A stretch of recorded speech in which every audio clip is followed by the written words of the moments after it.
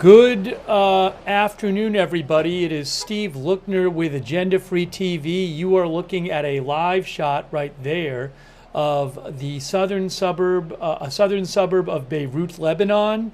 And this is the site where Israel carried out an airstrike that killed a top Hezbollah commander and a number of senior Hezbollah members several hours ago. And that is the live shot of the scene right there. You can see a bulldozer, or actually a backhoe, I think it looks like, and a fire engine and a big crowd.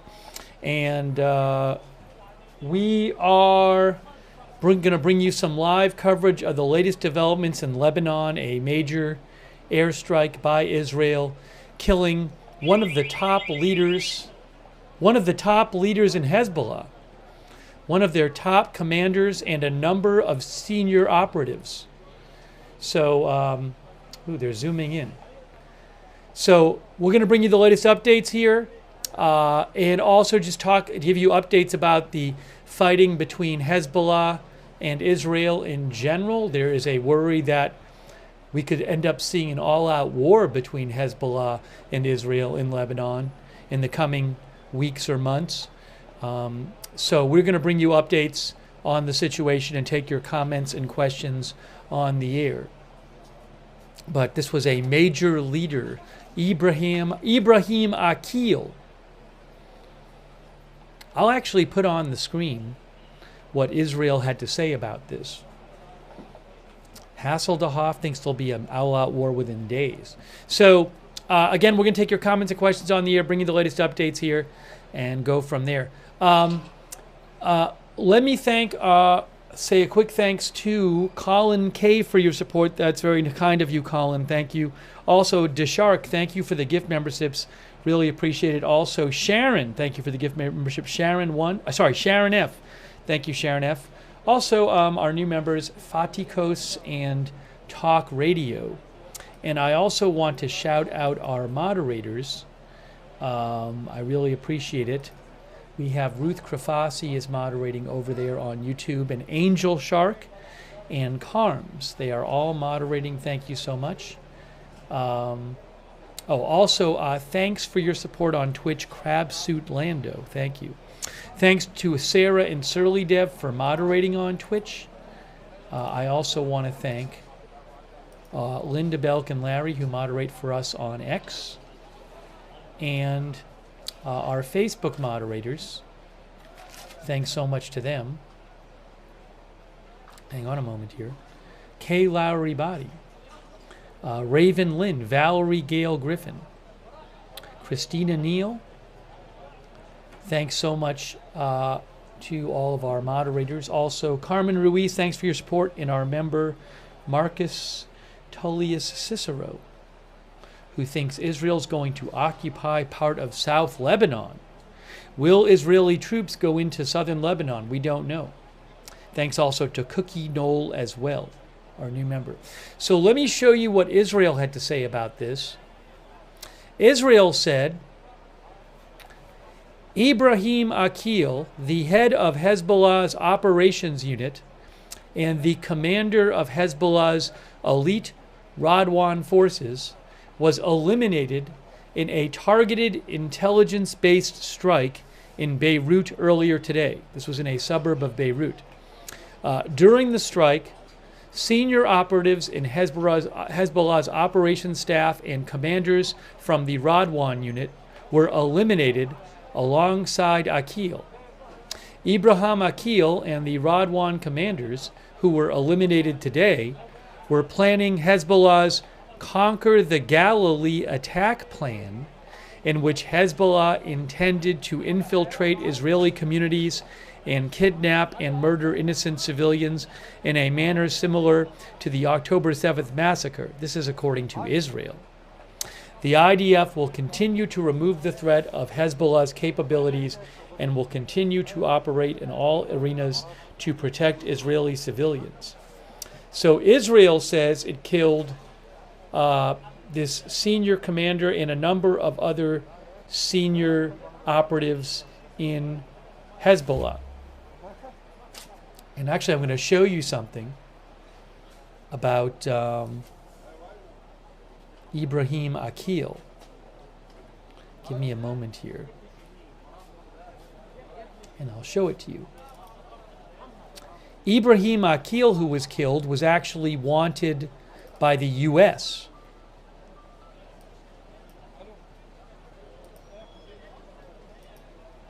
So you can see this here from Reuters. Top Hezbollah commander killed among 12 killed. Top Hezbollah commander among 12 killed in Israeli strike on Beirut. Now look at this poster here. This is a poster. Oops, you can't see it. You're going to be able to see it in a second. This was included with the article by Reuters. There. Hold on. Let me get this on the screen for you. This is a U.S. Department of Justice poster. Ibrahim Aqil, this is before he got killed. Ibrahim Aqil, also known as Tashin, serves on Hezbollah's highest military body and was a principal member of Islamic Jihad organization, which claimed the bombing of the U.S. Embassy in Beirut in April 1983 that killed 63 people. They were offering, oh, you can't even see it, sorry. They were offering a reward of up to $7 million for him. The U.S. Department of Justice was offering a reward of up to $7 million. Israel had tried to kill him before. He is the person, he is the top commander who was killed today, along with other senior Hezbollah operatives.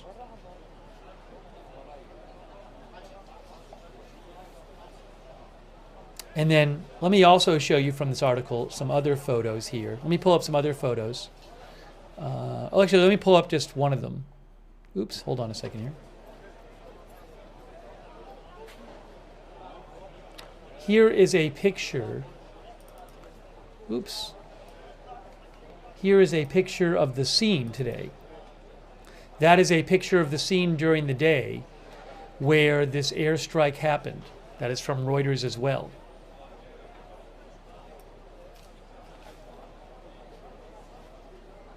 I think I have a little video with this article too. Let me play that for you. Hang on a moment.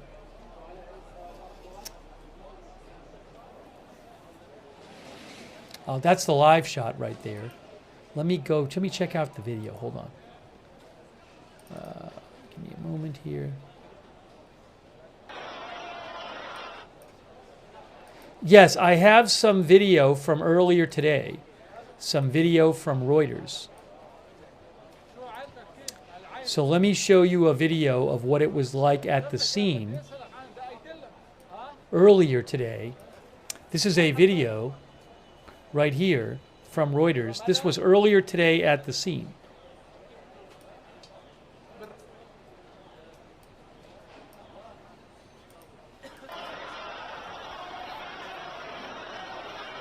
That is what it looked like there in a suburb of Beirut, Lebanon.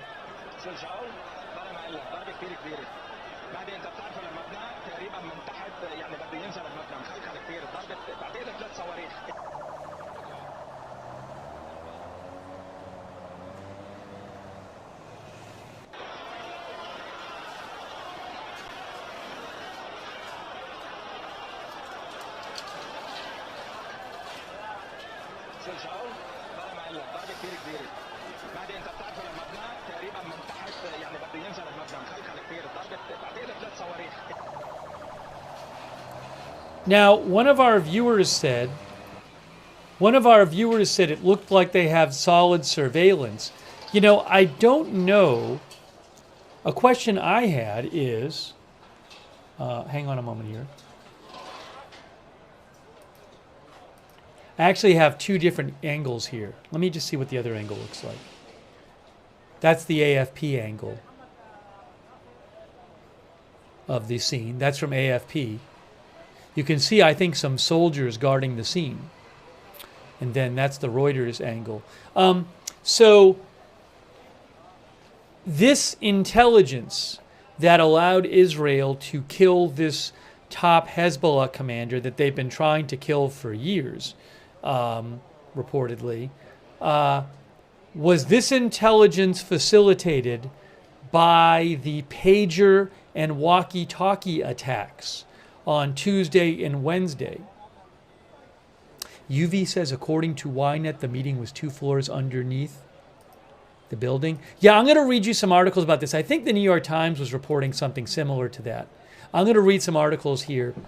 I think the New York Times said it was under the building too. I'm going to read some articles here and I'll give you some details on this strike. But is there any chance that the intelligence was facilitated by the pager and walkie-talkie strikes?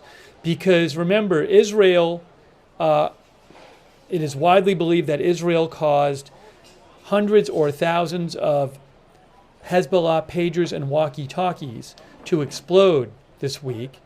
And Hezbollah had been using walkie-talkies instead of phones because they were worried that Israel could surveil its phones. I think the word is surveilled. So when the walkie-talkies and the pagers exploded, that took away, that left Hezbollah with a big communications problem. So is there anything about the pager and walkie-talkie explosions that might have allowed Israel to get intelligence on where this person was meeting today with these other people? I have no idea.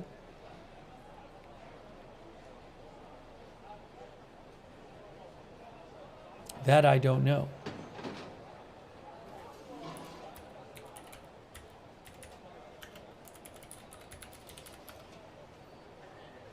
Colleen is wondering if they were forced to use cell phones.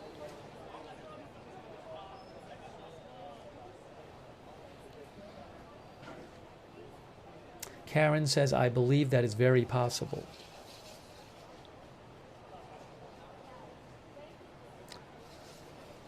Hipsy is wondering if this person might have left the hospital today. I don't know if the Hezbollah commander was injured. I don't know if any of the people who were killed in this airstrike were injured earlier in the week in the pager and walkie-talkie explosions. It's a good question. CAO says it's possible they dropped to using unsecured phones. I mean, it's striking, though, that this airstrike that killed a top Hezbollah commander and a number of senior Hezbollah operatives. It's striking that it came just 2 days after the walkie-talkie and pager attacks. A quick thanks to Blue Cow Dog, who says these actions by Israel are so precise, seems someone with connections in Lebanese government is trying to rid the country of Hezbollah. Blue Cow Dog thinks Israel has connections on the inside that is giving them information. I don't know if it's that. I don't know if it's surveillance. But, just about 2 months ago, Israel killed the top Hezbollah commander, Fuad Shukr, in another airstrike in a suburb of Beirut. Similarly, thanks also Lisa Sutz, our new member. Let me give you some more details on this. Hang on 1 second here.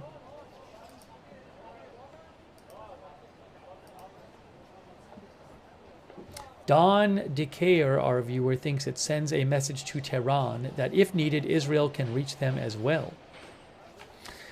Let me actually read you. I was showing you that Reuters article here. I'll actually read you a little. They're reporting top Hezbollah commander among 12 killed in Israeli strike on Beirut.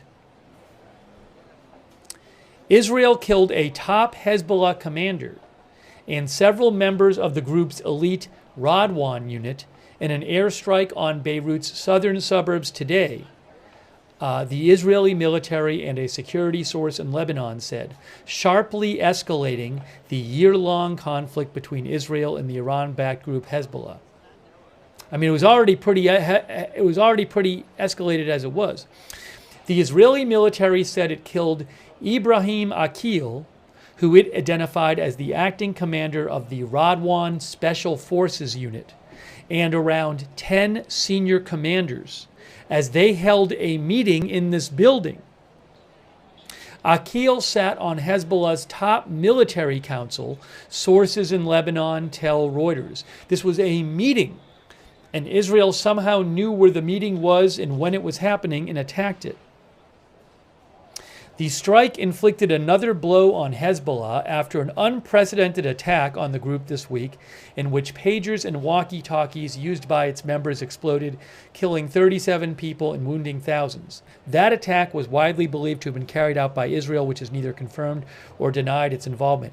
I mean, what a week here for Hezbollah. You have the pager attacks on Tuesday, the walkie-talkie attacks on Wednesday, and then on Friday, this airstrike on a building which killed a senior commander, a top commander, and a number of senior operatives. Just in a few days, this all happening. Our viewer, Christ King, thinks Israel is trying to drag U.S. into another war. Coding Crypto Fitness says Hezbollah are getting a spanking. Yeah, I already showed you a picture of the leader, but I'll show you again.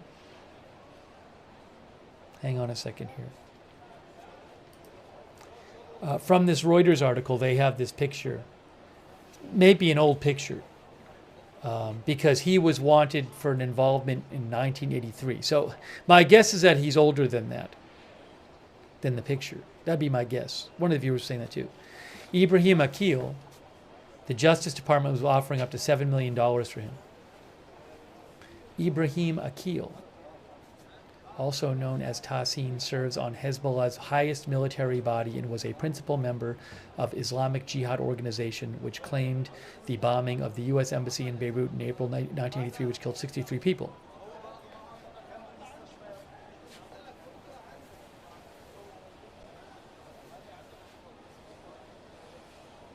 And just, I'm going to show it again.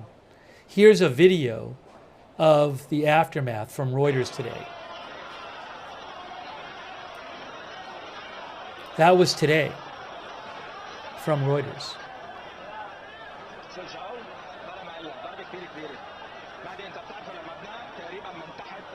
You can see a significant airstrike there.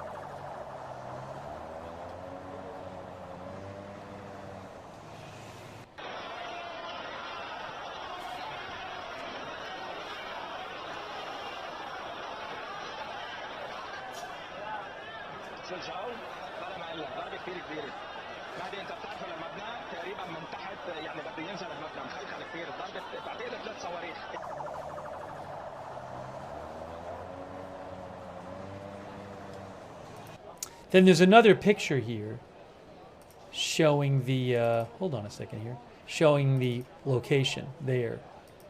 That is the scene of, that's the scene of the strike there.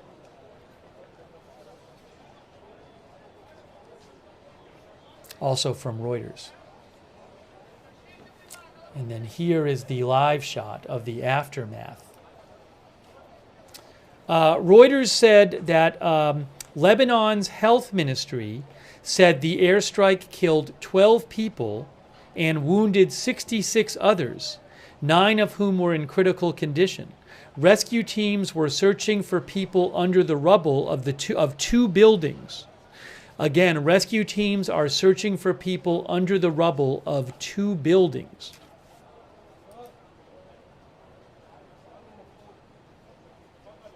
Local broadcasters showed groups of people gathered near the site and reported they were searching for at least 10 people who had been in the vicinity and were still missing, most of them children, according to local broadcasters. Hezbollah has not made an official statement on this yet. Now let me just check and make sure, make sure it hasn't come out in the last few minutes.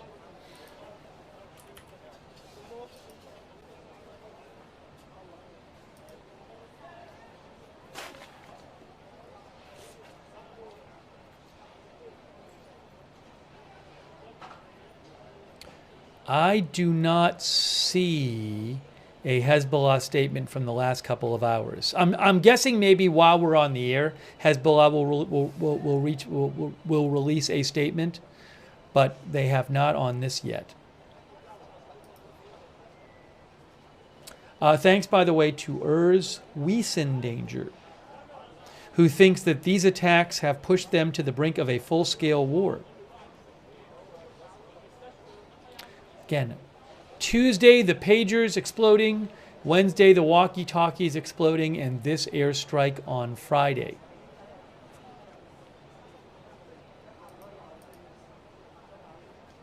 Thanks to Blatt1982 for your support.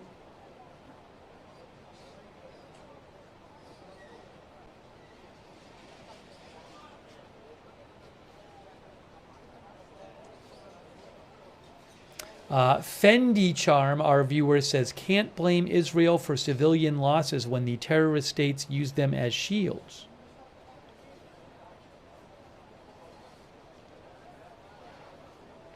Let me read you a little more from the Reuters report. Reuters says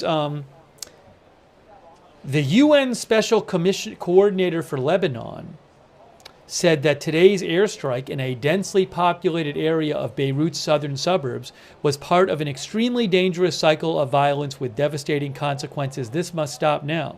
The strike marked the second time, I was talking about this earlier, the strike marked the second time in less than 2 months that Israel has targeted a leading Hezbollah military commander in Beirut. In July, an Israeli airstrike killed Fuad Shukr, the group's top military commander. So that has happened twice in less than 2 months, where Israel has gotten the intelligence on where a top military commander was and successfully carried out an airstrike on them.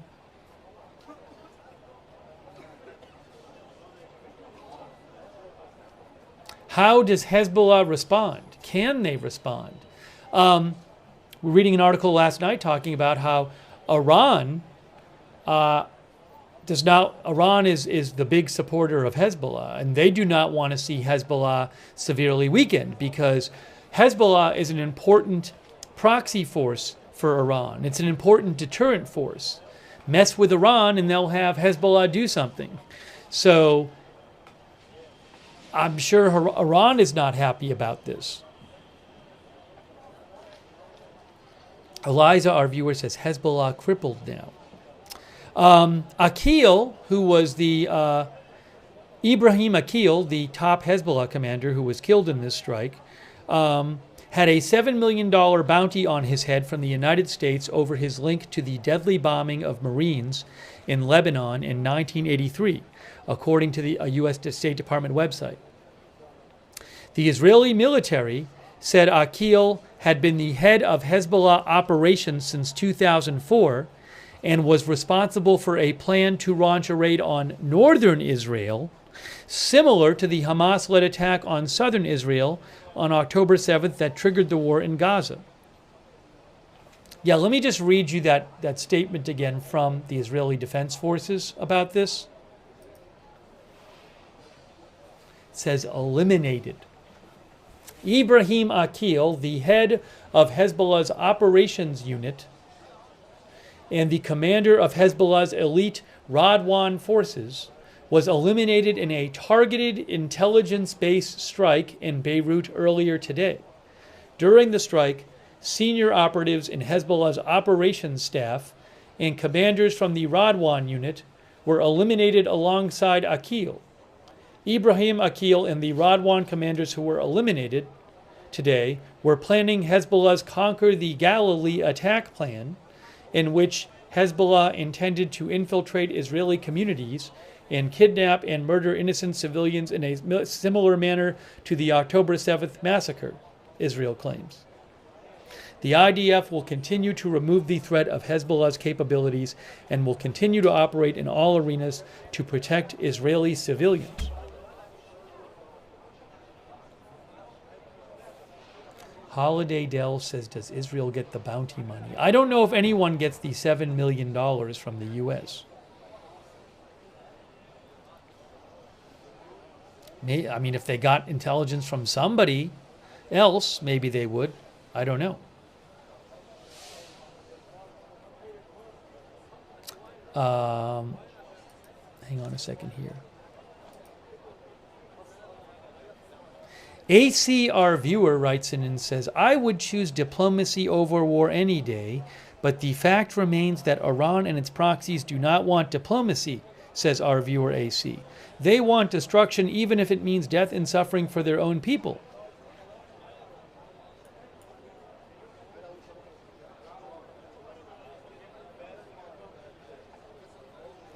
Also, AC, our viewer, thinks Hezbollah have had all of this coming to them due to their actions since October 8th. Their actions especially since October 8th. Since October 8th of last year, Hezbollah has been launching strikes on northern Israel in support of Hamas, in Israel, which Israel has been attacking in Gaza. And Israel has been launching counter strikes. There's been these back and forth strikes on the border of Lebanon going on since last October.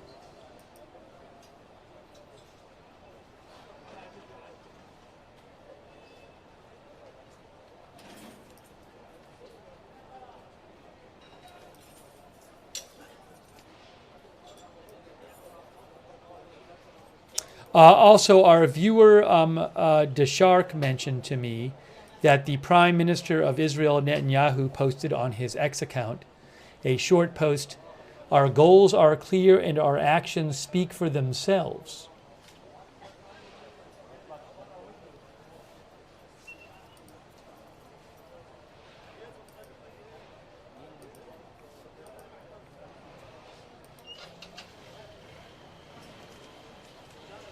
Also, Mark C. mentioned a report that Netanyahu was meeting with other senior officials tonight. You know, I'm not sure about that. I've heard some reports. Michael Horowitz, who I follow, who is a geopolitical analyst, he said Prime Minister Netanyahu reportedly summoned senior security officials and several government ministers for an urgent telephone consultation at 10 p.m. tonight. Reports suggest the topic will be to allow further operations in the north. The north is where Hezbollah is, where Lebanon is. We'll talk more about that. I should show you a map where we're looking at. Let me show you a map real quick.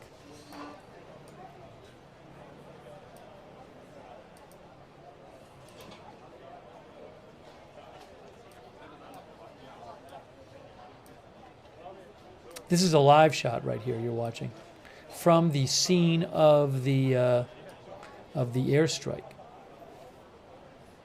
Here's a map. Oops, let me do it this way.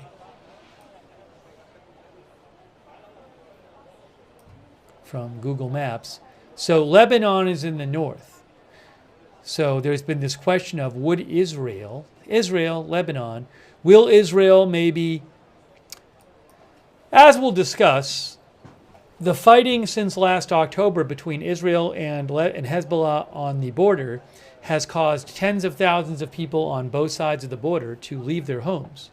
Israel now says a goal of the war is to get the 60,000 or so people in northern Israel to be able to go back to their homes. But they need to stop. They're not going to be able to go back to their homes unless the Hezbollah attacks on southern Israel stop. So there's been talk that Israel might carry out some major military operation that would make it safe for the people in northern Israel to go back to their homes. Would that involve a ground invasion of southern Lebanon? I do not know. Will that happen? I do not know, but there's talk about it.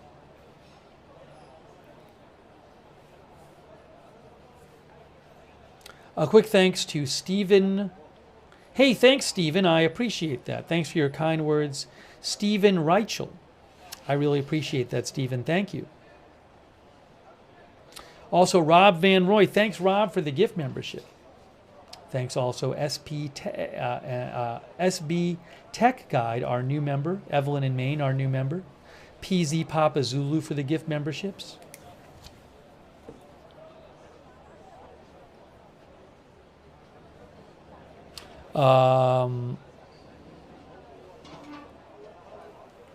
hang on a moment. I just wanted to finish. I was reading you this article from Reuters on this. I just wanted to go back to that for a second. We'll take some more of your comments here.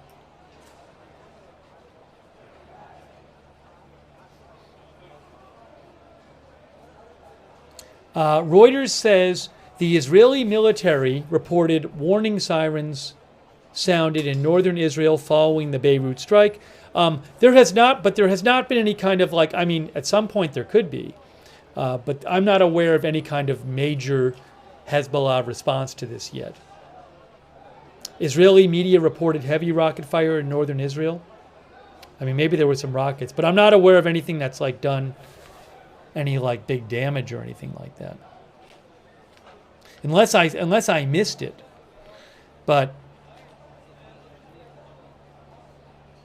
I'm not aware of any kind of major Hezbollah response to this yet. H. Schwartz says Hezbollah is scrambling right now.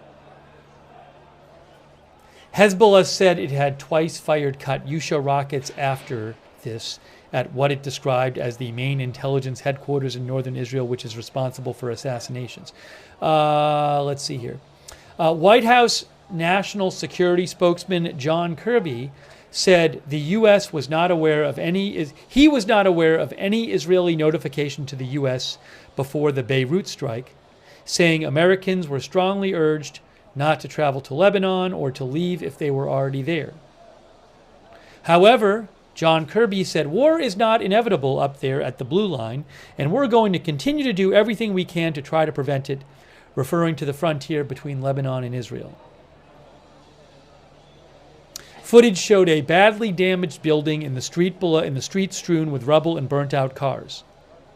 The current conflict between Israel and Hezbollah, ignited by the Gaza war, has intensified significantly this week, says Reuters. So, as you guys know, on Tuesday you had this attack on the pagers, presumably carried out by Israel, where hundreds or thousands of pagers, Hezbollah pagers, exploded, killing, I believe, over a dozen people and injuring thousands. On Wednesday, you had a presumed Israeli attack on Hezbollah walkie-talkies, which killed, I believe, 20 or more people and injured hundreds. Then last night, as Reuters says, the Israeli military carried out its most intensive airstrikes on southern Lebanon since the conflict erupted almost a year ago. That was last night, and today you have this. While the conflict has largely been contained to areas at or near the border, this week's escalation has heightened concern that could widen and further intensify. This is southern suburbs of Beirut. This is not on the border. Beirut's more in the middle of the country. Let's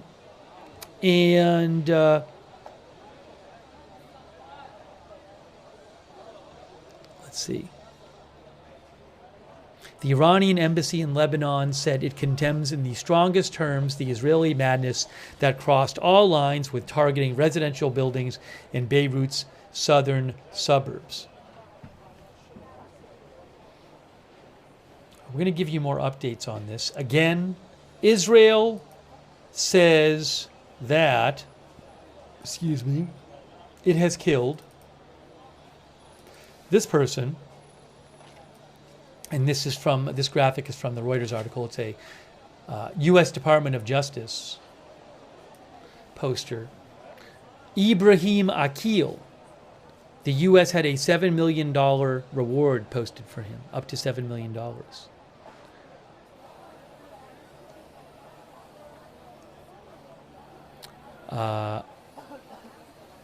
That's probably an older picture of him. But according to,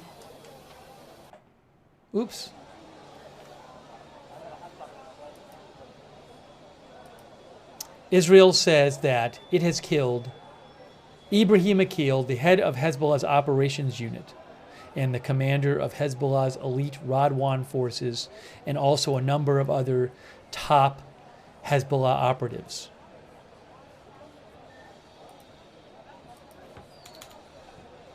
In this, oh look, and there's a shot of the building, and this looks like some smoke still coming out. Still, I think it might be a rescue operation.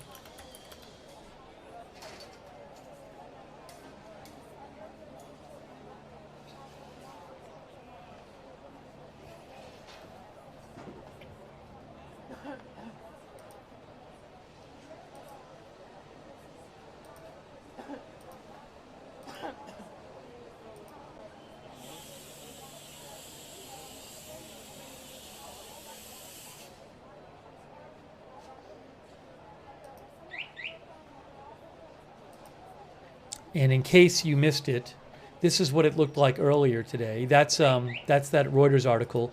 And here is this video from the Reuters article showing you the damage to the building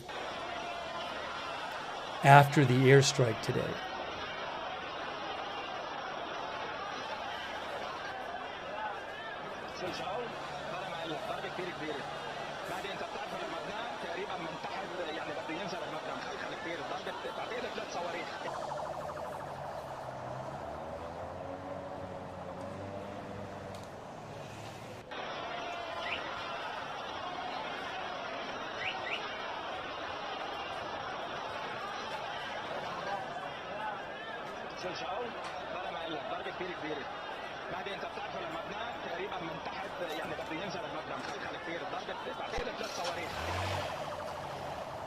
Our viewer, Pass Me a Latte, says, I honestly think every day what's going to happen next.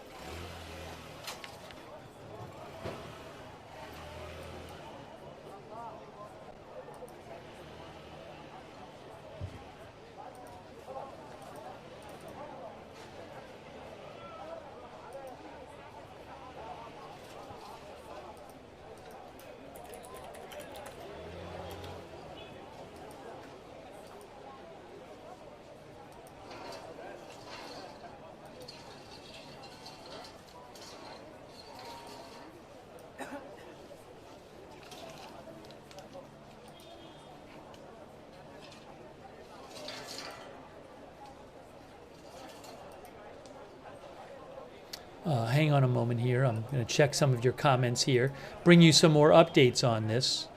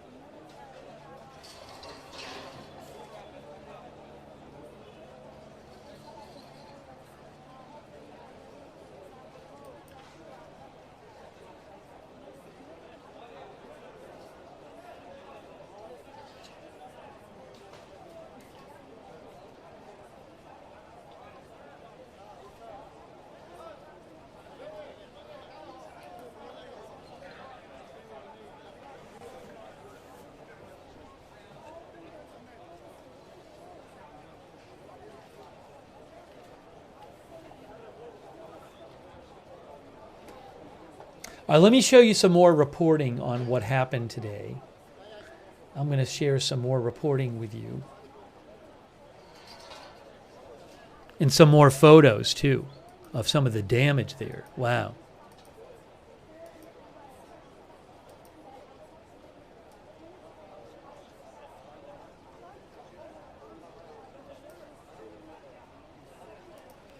So this is, let me show you something from Associated Press.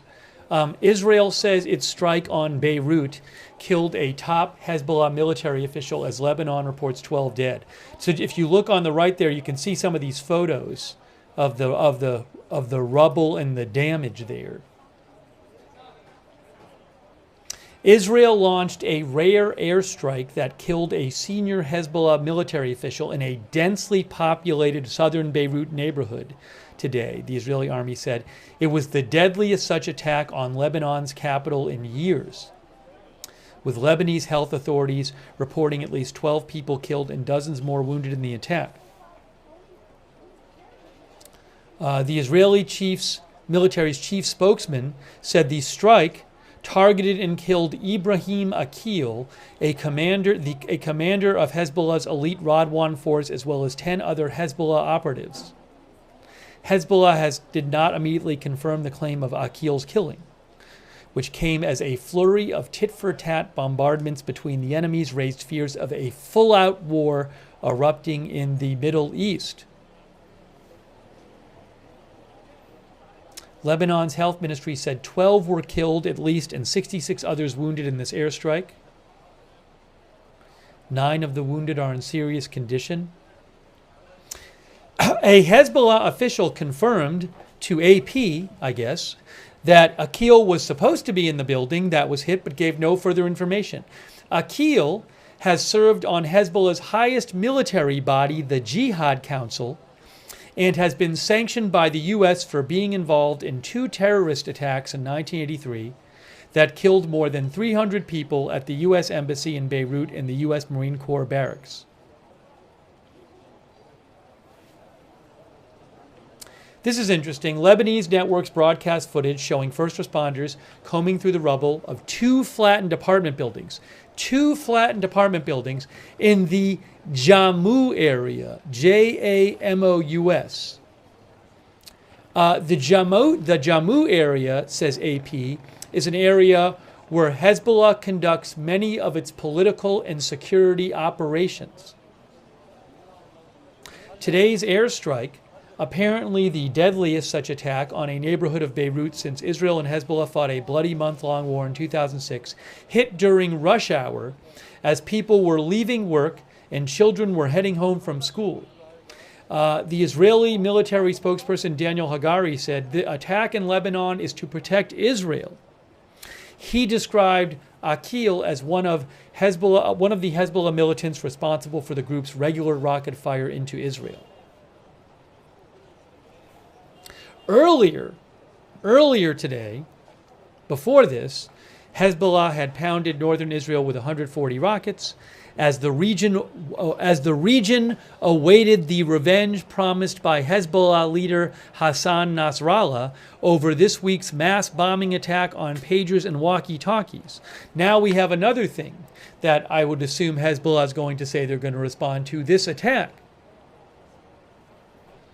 Hezbollah portrayed its heavier than normal rocket bombardment earlier today, before this attack, as a response to past Israeli strikes on southern Lebanon, not as revenge for the explosions of the pagers on Tuesday and the walkie-talkies on Wednesday that killed at least 20 people and wounded thousands in sophisticated attacks widely attributed to Israel.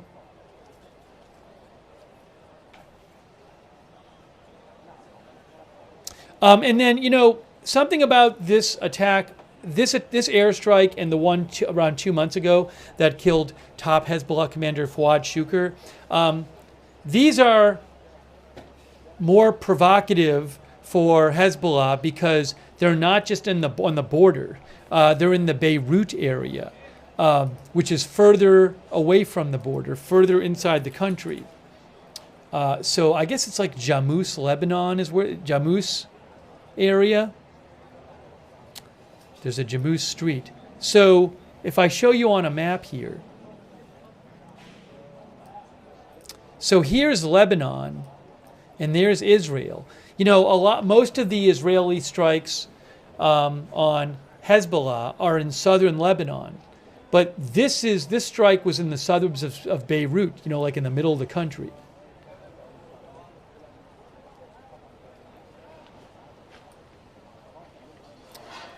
AP says Israel and Hezbollah have traded fire regularly since Hamas's October 7th attack on Israel ignited the Israeli military's devastating offensive in Gaza. But previous cross-border attacks have largely struck areas in northern Israel that had been evacuated and less populated areas of southern Lebanon, whereas this is a strike in a densely populated suburb of Beirut.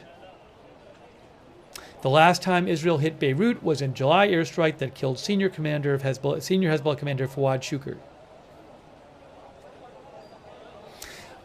The Israeli military spokesperson today said that the person killed in this airstrike, or one of the people, the chief target, I guess, Ibrahim Aqil, and the person killed in the airstrike 2 months ago, Fouad Shukr, According to the Israeli military, those were the two closest military officials in Hezbollah to the Hezbollah leader Nasrallah. Again, Israel says Aqil, who was killed in this airstrike, and Fuad Shukr, who was killed in an airstrike 2 months ago, Israel describes them as the two Hezbollah military officials who were closest to the leader of Hezbollah, Hassan Nasrallah.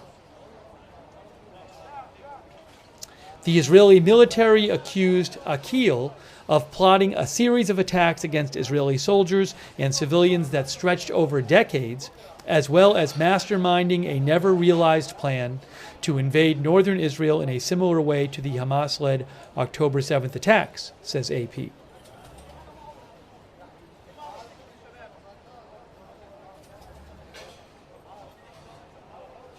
After this airstrike, Hezbollah announced 2 more rocket attacks on Israel. Israel has reported limited damage and no casualties from those rockets. Israel remains on edge with Nasrallah. Yesterday, the leader of Hezbollah vowed to keep up strikes on Israel despite this week's deadly sabotage of Hezbollah communication devices, which Nasrallah called a severe blow to Hezbollah.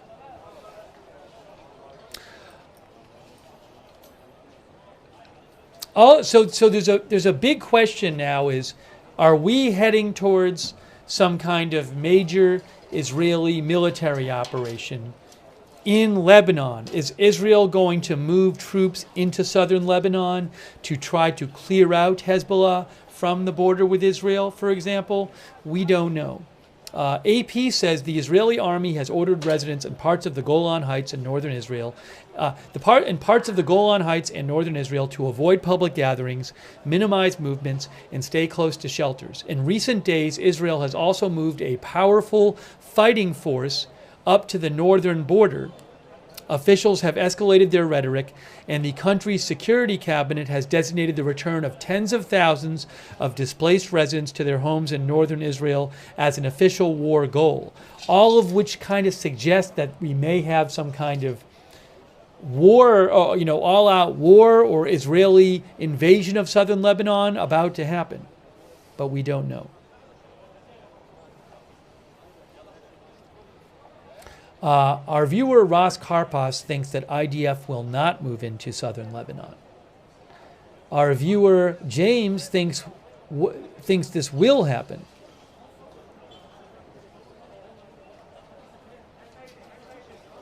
Chad Tom Riddle, our viewer, thinks something is about to go down. But the last 4 days, Tuesday, pagers attack. Wednesday, walkie-talkies attack. Last night, biggest Israeli airstrikes reported on Hezbollah since last year. And today, this airstrike. Jeff Salyers, our viewer, says they're definitely moving in. Gabriel Lundis says very active. The Sugaro says after October 7th, this was never going to stop and de-escalate. Neither side truly wanted it.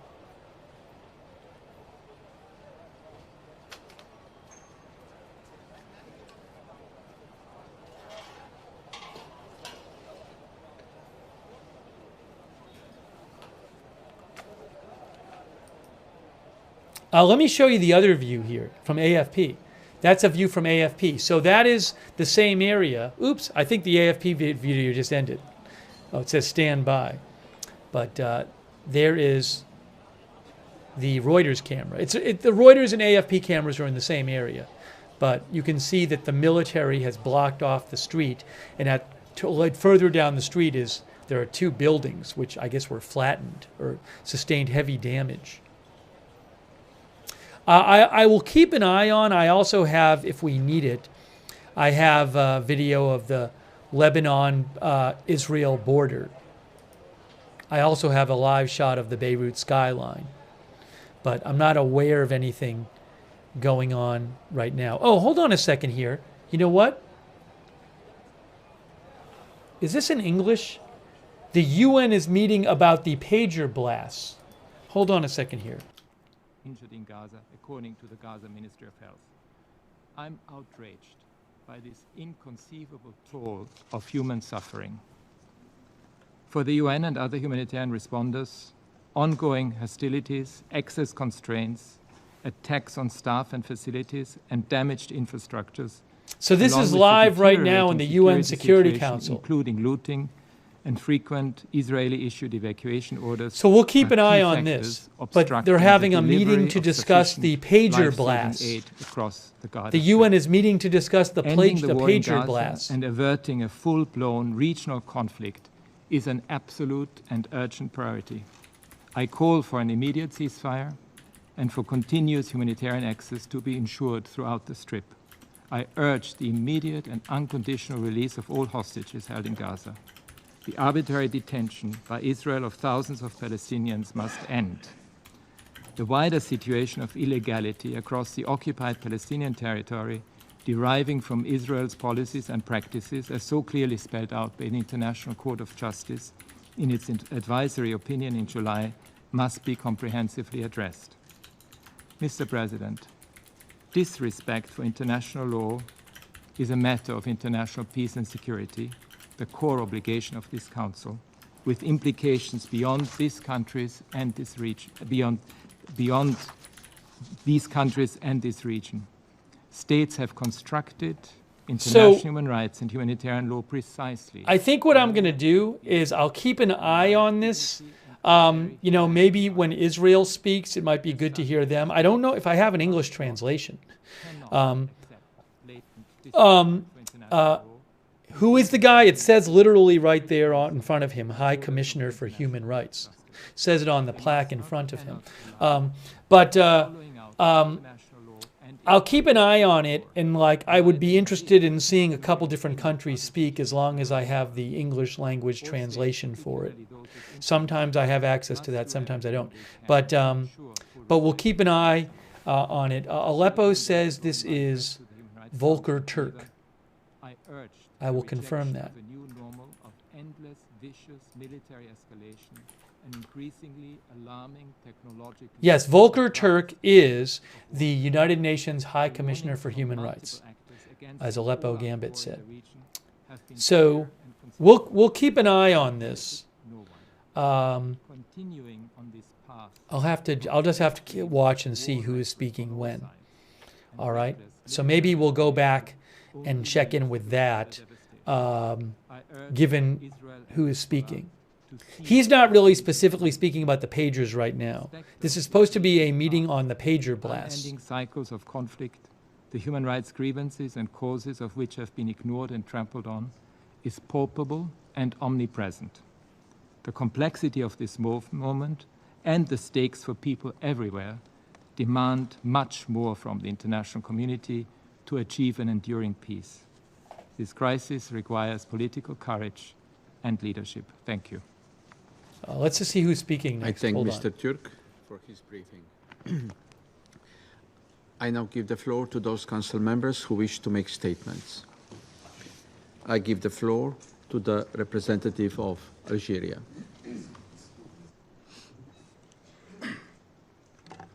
Mr. President, I thank Mrs. Di Carlo and Mr. Turk for their briefing, and I acknowledge and welcome the presence of His Excellency Minister Abdullah Abu Habib among us in this meeting. My country has called for this urgent meeting in light of the alarming escalation in Lebanon on September 17 and 18. These tragic events have resulted in dozens of deaths and thousands of injuries following the remote detonation of small communication devices across the country. The perpetrator is well known. We strongly condemn this Israeli attack. Such actions represent a blatant violation of Lebanon's sovereignty, of the UN Charter, of the international law, and of Resolution 1701 and 2749. Algeria stands in full solidarity with Lebanon during these difficult times, and we extend our deepest condolences to the government and to the resilient people of Lebanon.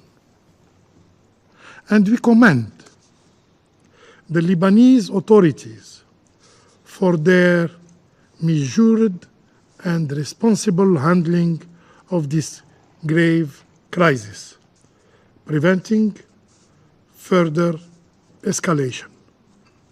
Mr. President, these acts of aggression amount to war crimes. The deliberate and indiscriminate nature of these Israeli strikes has caused terror among civilians, with densely populated areas being targeted. This dangerous precedent turns civilian devices into bombs, threatening the safety of all and posing a significant threat. This precedent opens a dangerous Pandora box. What will happen if such unfamiliar tactics are replicated by terrorist groups?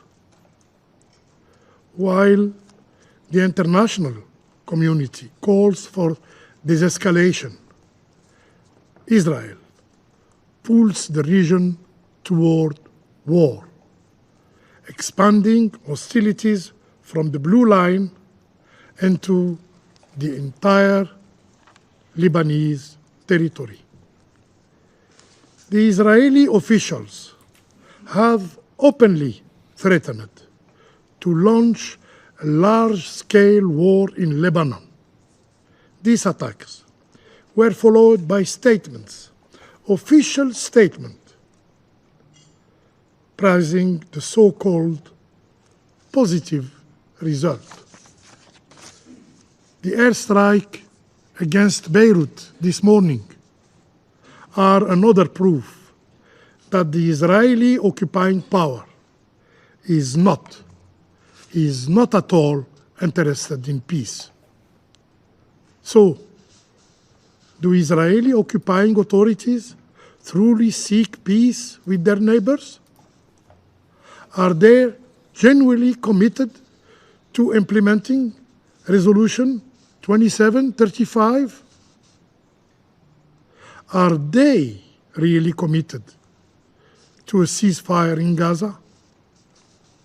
Mr. President, the Security Council bears the solemn responsibility to uphold the principle enshrined in the UN Charter.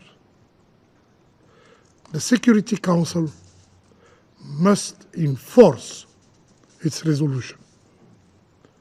Resolution 1701 must be fully implemented without bias, and the Israeli occupier aggressions must cease, and it must withdraw from all occupied Lebanese territories.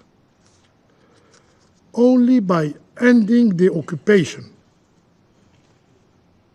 that we could pave the way for lasting peace and stability in the region. I thank you.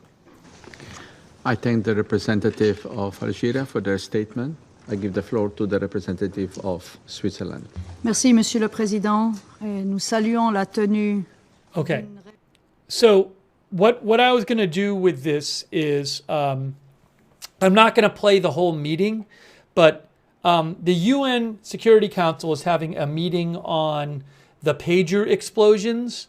So I'll keep, maybe I'll see who's speaking, and it's probably going to go on for a while. And I'll go back there depending on if I notice somebody speaking, especially in English. Maybe I'll go back and we'll show a couple of the other speakers. I assume that like Israel will speak at the end, maybe, and maybe the U.S. at the end, and maybe if Lebanon is speaking towards the end. But I'll keep an eye on it because I do want to bring you updates on the airstrike. So, but I will keep an eye on that. We saw the Algeria speaker, who they I guess called the meeting, and again we'll go back and forth, and I'll keep an eye on that. Let me, for the moment, take you back to Beirut. Ooh, so that's south of Beirut, southern suburbs.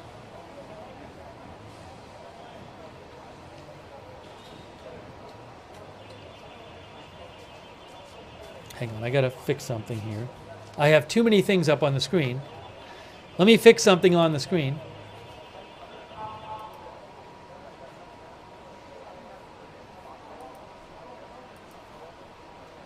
Okay, there we go. It is smoky for some reason there. So we are bringing you live coverage of the situation in Lebanon. Hang on a second here. That's a different angle from AFP there. This is the scene where Israel conducted an airstrike today that killed a top Hezbollah commander and a number of Hezbollah senior operatives in a southern Beirut suburb. So we are bringing you live coverage. We'll bring you updates on the situation in Lebanon. We're taking your comments and questions on the air. At Lookner on X is where you can reach me. Hey, let me just say a quick thank you to Walter Beasley for your support, and Nicola Markovics, and Justin Rochkind. Also, thank you to all of our moderators. I really appreciate it. DeBears, I Got That Fire, Sarah and Surly Dev over there on Twitch, on Facebook, K. Lowry Body, and Margaret Riley, Christina Neal, Valerie Gale Griffin, Raven Lynn, thanks so much for moderating over there. Linda Belk and Larry on X, and over on YouTube, Havasu Mom, Ruth Krafasi. Really appreciate all of our moderators. Thank you. Thanks for being there. Thanks to our new member, Ghost Gallery, as well. All right, let me try to get you guys some updates on what's going on. Let me check for...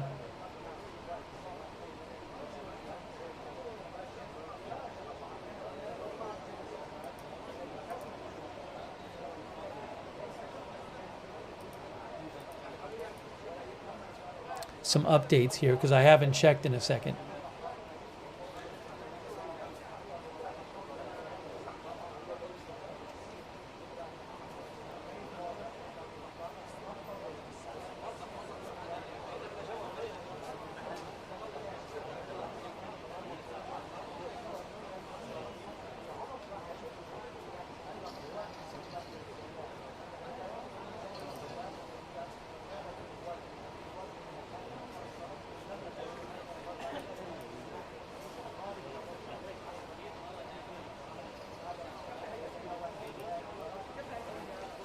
Oh, News Hatch mentioned that Faytux News posted a report from a Al Jazeera reporter. And the Al Jazeera reporter, Zaina Koder, said that Lebanon is closing basically all schools next week.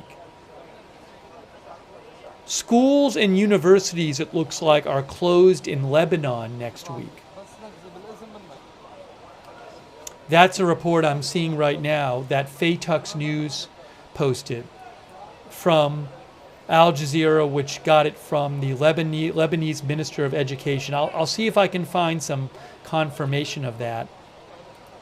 But that came from at Faytux, at Faytuks, who is good for following from he posts a lot of Middle East stuff, good updates, and all next week it said. Hang on, let me just check for a couple updates here. Sorry, we've been reporting on this, but I haven't checked the actual news, so I'm kind of behind on the updates. So give me a second.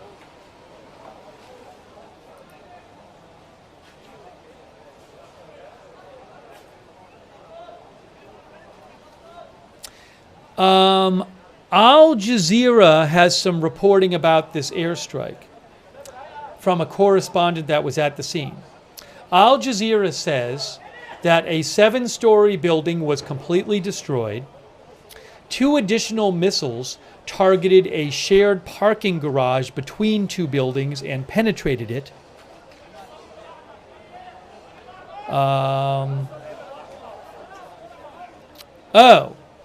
So this is not confirmed. What an Al Jazeera reporter is saying that 2 missiles targeted a shared parking lot between 2 buildings and penetrated it, reaching the location of the meeting. And Al Jazeera is saying that this airstrike was 4 to 6 missiles, and the meeting was being held on a floor, 2 floors underneath the building. And it sounds like Al Jazeera is reporting that the way it was hit was that a couple of missiles were fired into a parking lot next to the a parking garage next to the building, and maybe got into the bottom of the building that way.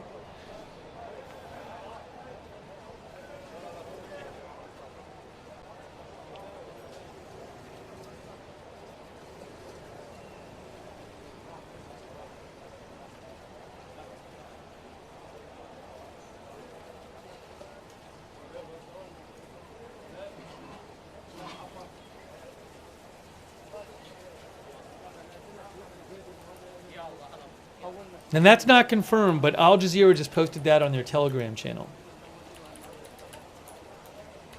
But I've heard elsewhere that it was an underground meeting. I'll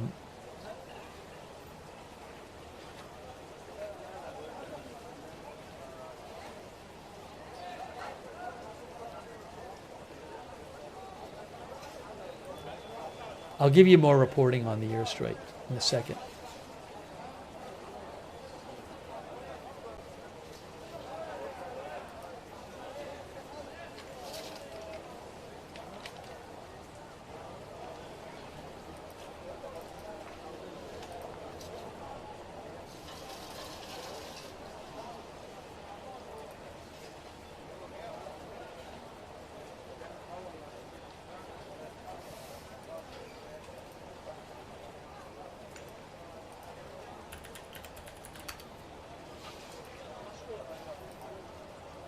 Our viewer, the Shark mentioned to me that according to BBC is reporting that Lebanon's health ministry says that 14 people are now dead in this airstrike in the suburb of Beirut, and that they expect the number to rise as the search through the rubble continues.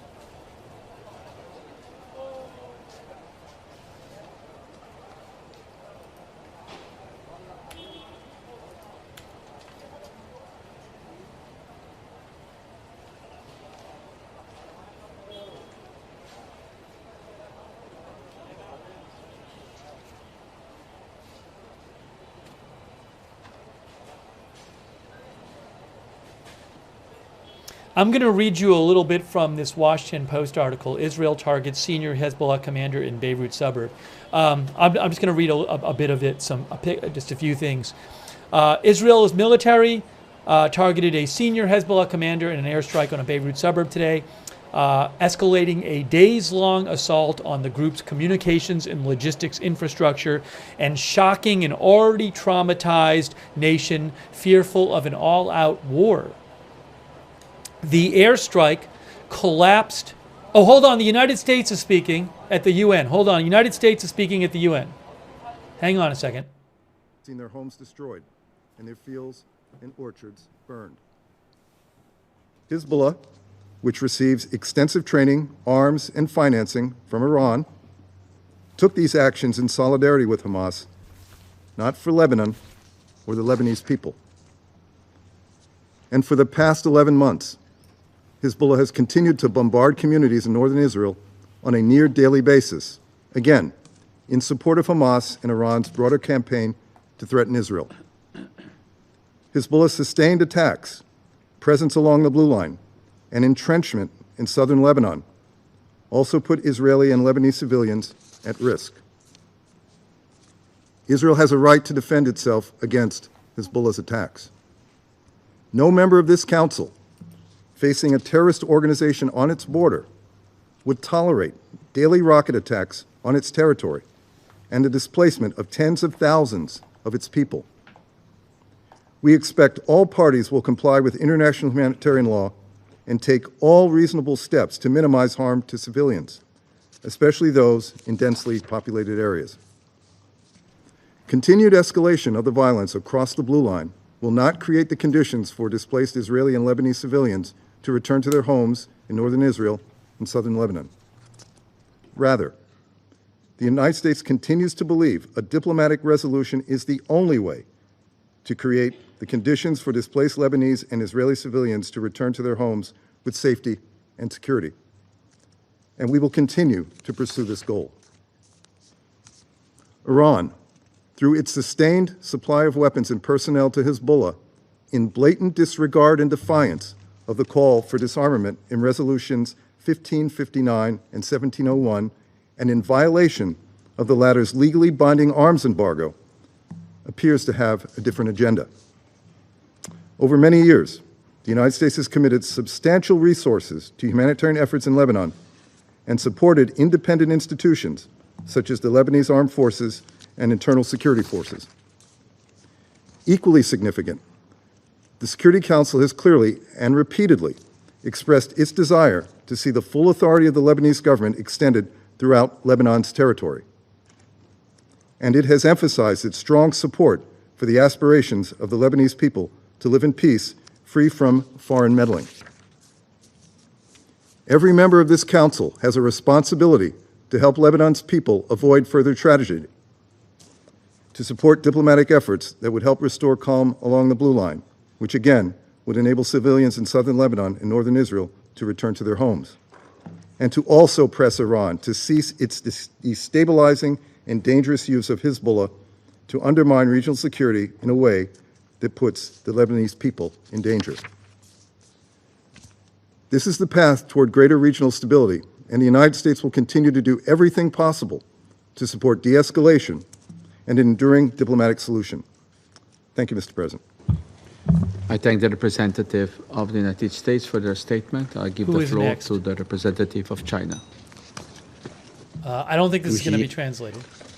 我感谢阿尔及利亚要求召开此次会议， Sorry, I don't have the English 欢迎 translation. 黎 Right 巴 now. 嫩外长哈比。 But I'll go back to this. Again, the UN is meeting right now, and I'm kind of keeping an eye on it. So I'm hoping to get, when Israel speaks, maybe Lebanon will speak. They're having this meeting in the Security Council about the pager explosions. That right there is the scene from where the airstrike happened today. So we'll go back to giving you updates on this, and I'll keep an eye on the Security Council meeting. Thank you to Dominic G for your support. I really appreciate that, Dominic G. Thank you.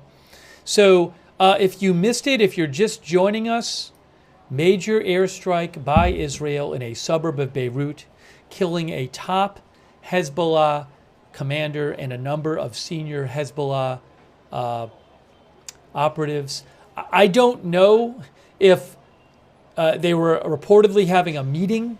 I don't know if Israel's finding out where this meeting was happening was related to the pager explosions and the walkie-talkie explosions earlier in the week. Did that somehow damage Hezbollah's communications enough that they used other communications and Israel could monitor them? I don't know. Or is this something that Israel would have known about even without the pager and walkie-talkie explosions? No idea. Israel said Ibrahim Aqil, Israel said Ibrahim Aqil, the head of Hezbollah's operations unit and the commander of Hezbollah's elite Radwan Forces, was eliminated in a targeted intelligence-based strike in Beirut earlier today. During the strike, senior operatives in Hezbollah's operations staff and commanders from the Radwan Unit were eliminated alongside Aqil. Ibrahim Aqil and the Radwan commanders, who were eliminated today, were planning Hezbollah's Conquer the Galilee attack plan, says Israel, in which Hezbollah intended to infiltrate Israeli communities and kidnap and murder innocent civilians in a manner similar to the October 7th massacre. The IDF will continue to remove the threat of Hezbollah's capabilities and will continue to operate in all arenas to protect Israeli civilians. In case you haven't seen it, this was what the scene looked like. Here you can see this is an article from Reuters, top Hezbollah commander among 12 killed, maybe more, in strike on Beirut. That is a picture from the scene afterwards. And I'll show you a video of damage from the scene afterwards that Reuters posted right here. There is damage from the scene in the aftermath via Reuters.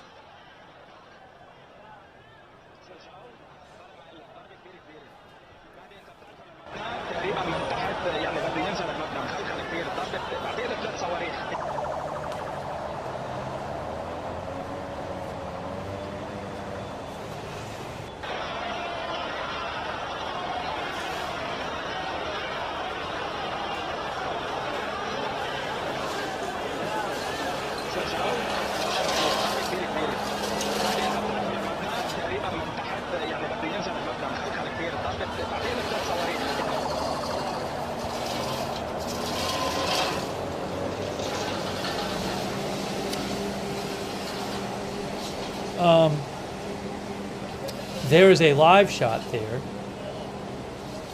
One of our viewers asked if civilians were harmed. I don't have an exact accounting of who's been killed and injured. It sounded like from one of the Lebanese health ministry statements that civilians indeed could have been harmed. But this is a, and look, this is a, I mean, if you just look at the pictures, and you know, this is a densely settled residential area. I find it hard to believe that some civilians would not be harmed by this. But I don't have an exact accounting of all of that. And the Washington Post says the strike collapsed 2 residential buildings. Emergency workers were still searching for victims in the rubble. And the Washington Post says this escalated a days-long assault by Israel on Hezbollah's communications and logistics infrastructure and shocked an already traumatized nation fearful of an all-out war.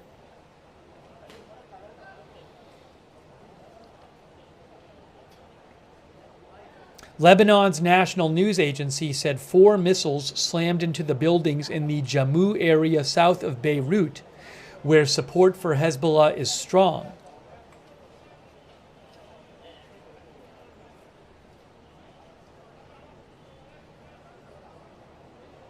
The latest violence follows 2 consecutive days of explosions linked to thousands of Hezbollah communications devices across the country, causing them to detonate in busy streets, supermarkets, and at a packed funeral, killing at least 37 people and wounding more than 3,000. In some cases, gouging holes in hands and stomachs and causing blindness in others. U.S. officials, says the Washington Post, have acknowledged that Israel was behind the attacks on the pagers and walkie-talkies. Two U.S. officials told the Washington Post the Israelis did not inform the United States about the specifics before the devices attacks, but told Washington afterward through intelligence channels. Israeli authorities have declined to comment on whether Israel was responsible. By the way, the UK is speaking at the UN right now. Let me just check that out real quick over at the UN. Oops, that's Google. That's not the UN. Now is the time for calm heads and an urgent focus on an immediate ceasefire to create the space for negotiations. I thank you. They finished. Sorry, who's speaking next? Of the United Kingdom for their statement. Who's I give next? the floor to the representative of France. France? Is this going to be in Monsieur English le or not? Président, No, it's je not. remercie Madame Di Carlo et Sorry. Monsieur Turc pour leurs interventions. I'll keep an eye on the UN broadcast. Sorry, I missed the UK.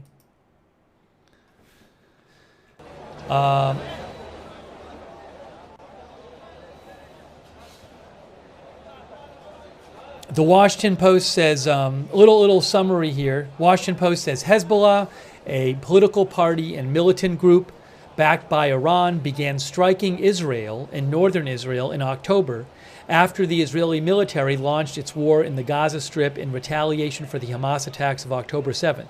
Since last October, Israel and Hezbollah have engaged in near-daily cross-border fire, displacing tens of thousands of, it says thousands, actually I believe tens of thousands of civilians on either side as the death toll in Gaza spirals. It's definitely tens of thousands of civilians displaced on the Israeli side.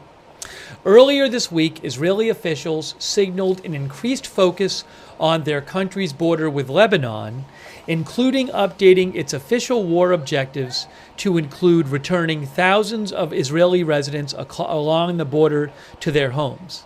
Now, of course, if Israel wants to have their citizens return to their homes on the Lebanon border, Israel's going to somehow have to make it the case that Hezbollah is no longer launching these attacks on northern Israel. Is Israel going to try to do that by force? We'll have to see.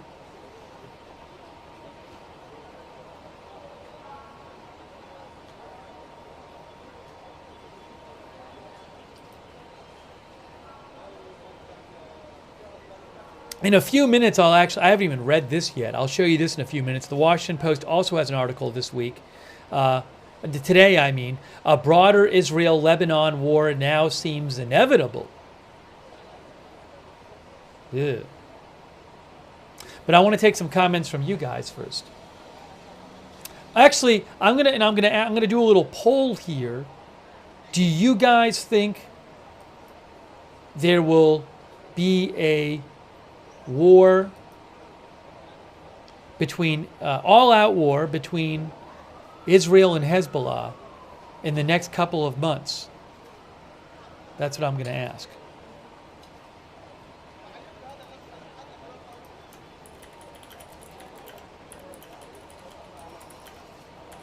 No, I'm gonna post it. You can vote it when the poll is posted.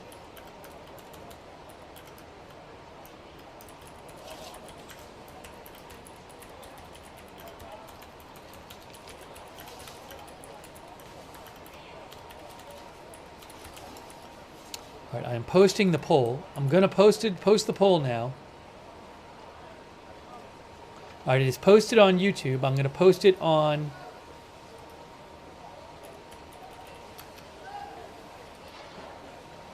Twitch.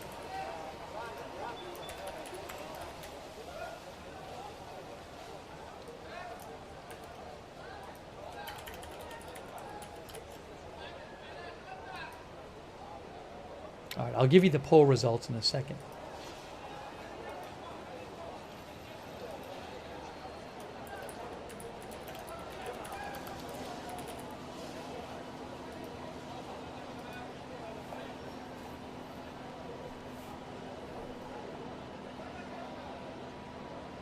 California artist thinks in the next 48 to 60 hours. Hank thinks it'll be in days or weeks. Chris N says more of a missile war, thanks to our new member Naomi Nocturnal. Let me show you what you guys are saying about the chances of war.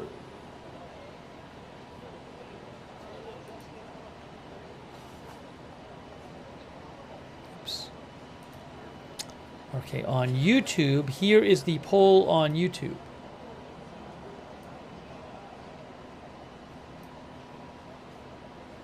%76% say yes.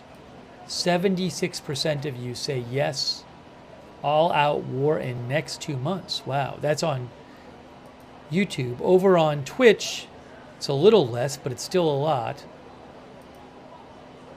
In terms of our Twitch viewers, oops, that didn't really work. Let's try this again.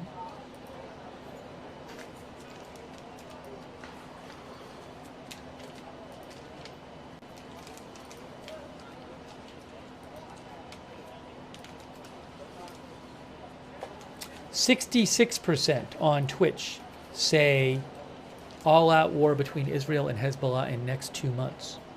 76% on YouTube. Space Fraggle says there will be no major conflict, just tit for tat.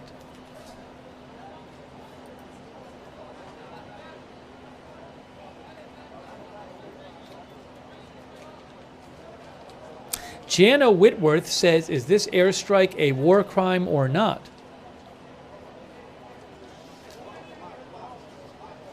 Trisha Lyderson says, this is hitting a densely populated area, not minimizing civilian casualties.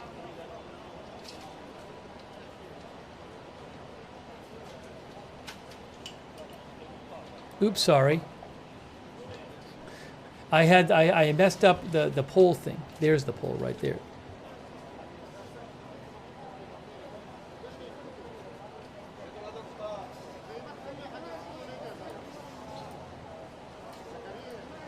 Oops.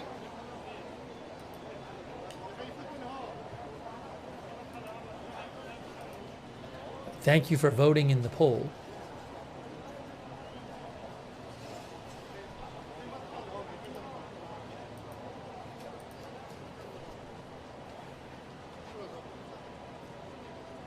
Yeah, you know, somebody else said there's already all-out war. I mean, again, look, guys, I mean, I see, like, every time we cover this, somebody in the chat says it's already a war.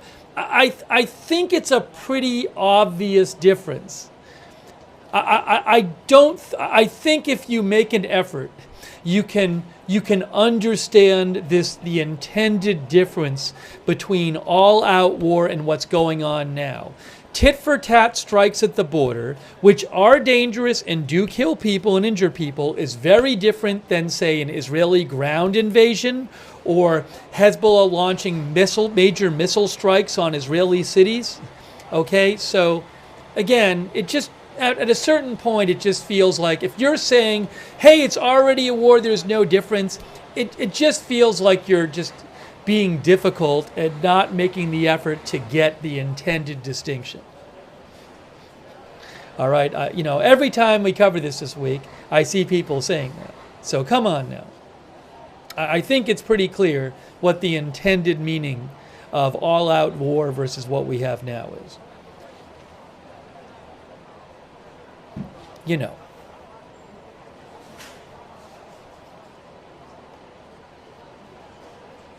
That's the AFP shot right there. That is the Reuters shot. Hey, a quick thanks to Sugar Crane for your support. Sugar Crane says, Israel said they would not stop until Hezbollah is destroyed. I guess the UN didn't think they were serious. Now, right now, that is not an official Israeli war aim, just to be clear. Israel has said recently, this week, that a current war aim is to allow Israeli citizens, 60,000 or so, to go back to their homes in northern Israel, which they're not going to be able to do if Hezbollah keeps attacking northern Israel. So something's got to change. Thank you to Sugar Crane for your support. Thank you also Christine G. Roberts, our new member.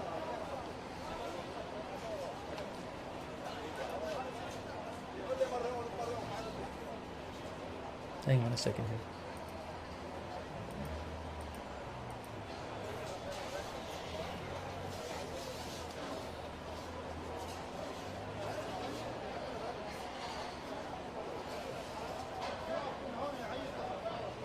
Oh, speaking of the UN, I'll keep an eye on the UN meeting.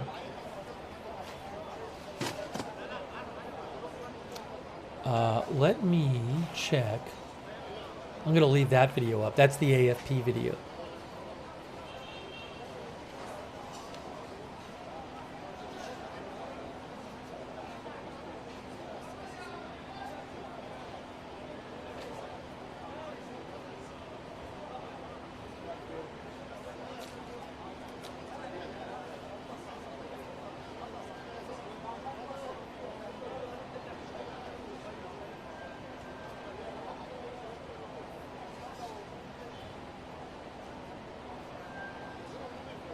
Hang on a moment here. Let me check a couple things here.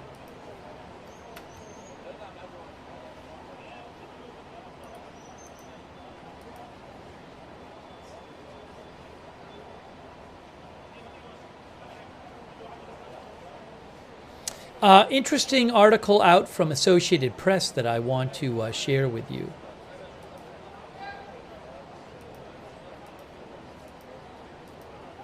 Some reporting from them.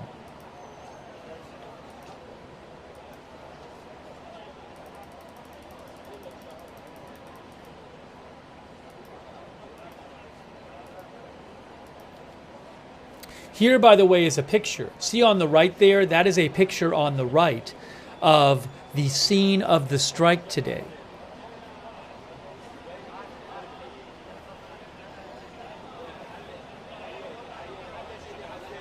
Oh, and I did want to mention also something else. Something else I wanted to mention was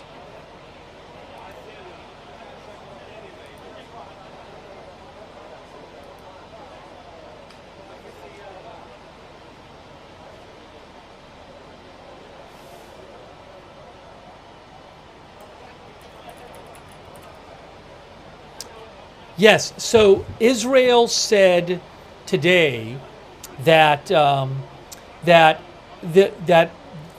what was the airstrike targeted a meeting between the Hezbollah top commander and other militants beneath the building. So the New York Times says that the Israeli military spokesperson said that the commander and other Hezbollah operatives were meeting beneath the building to use civilians as human shields. The New York Times could not independently verify that assertion. I'd actually like to find, I was looking for the IDF statement on this before. Hang on a moment here.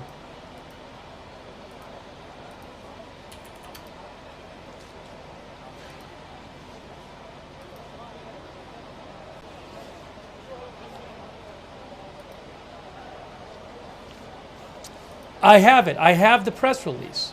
I have the press release. Oh, is this in English? Hold on a second, or is this in Hebrew? Hezbollah, Israeli civilians. Hey guys, I have the video from the video from the IDF about today's strike. So I'm going to play that for you. If you give me a second, I will play you the IDF video about the strike today. So hang on, I'm getting it up on the screen right now for you. This is what the Israeli Defense Forces had to say. Let's watch Israeli military spokesperson Daniel Hagari talk about this. There he is. First of all, I need to turn down the audio on that. Then I'm going to put him on the screen. All right, that is Daniel Hagari of the Israeli military. I'm going to play his statement on what happened today with this airstrike. Okay, hang on. I am playing this right now for you. Here is the statement from the Israeli military. Hezbollah is an internationally recognized terrorist organization. It is a threat to the people of Israel, the people of Lebanon, the Middle East, and the entire world. Hang on, I didn't have the volume up. Now I have the volume up. Let me start it again. Hezbollah is an internationally recognized terrorist organization. It is a threat to the people of Israel, the people of Lebanon, the Middle East, and the entire world. Since October 8th, Hezbollah has fired over 8,000 rockets, missiles, and explosive UAVs at Israeli civilians, forcing over 60,000 Israelis to evacuate from their homes. Just today, Hezbollah fired over 200 rockets at Israel. The Israel Defense Forces has a duty to defend the people of Israel and ensure their safe and secure return to their homes in northern Israel. Today, in pursuit of that goal, the IDF conducted a targeted strike in Beirut on senior terrorist Ibrahim Aqil, the head of Hezbollah's operations and the commander of Hezbollah's elite Radwan Forces. I can now confirm that Ibrahim Aqil was eliminated together with other senior terrorists in Hezbollah's Radwan Forces. Ibrahim Aqil had the blood of many innocent people on his hands. Israelis, Americans, French, Lebanese, and more. During the 1980s, Aqil was a principal member of Islamic Jihad organization, Hezbollah's terror cell, that claimed the bombings of the US Embassy in Beirut in April 1983, which killed 63 people, and the US Marine Barracks bombing in October 1983, which killed 241 US personnel. Ibrahim Aqil also directed the kidnapping of Americans and Germans in Lebanon. Ibrahim Aqil and the Radwan commanders who were eliminated today were planning Hezbollah's Conquer the Galilee invasion plan into Israeli communities. These terrorists planned to do in northern Israel what Hamas did in southern Israel on October 7th. Invade Israeli homes and kill innocent people. At the time of the strike, Aqil and the commanders of the Radwan forces were gathered underground under a residential building in the heart of the Dakhia in Beirut, hiding among Lebanese civilians, using them as human shields. They were in the middle of planning more terror attacks against Israeli civilians. We are determined to fulfill our mission, protecting the people of Israel and fulfilling our goal of bringing our hostages home and ensuring an enduring defeat of Hamas in Gaza. All right, that was you heard the Israeli military spokesperson. He said they were meeting under a residential building. So that was the announcement from the Israeli military. Let me get you back to the... Hang on here. What is...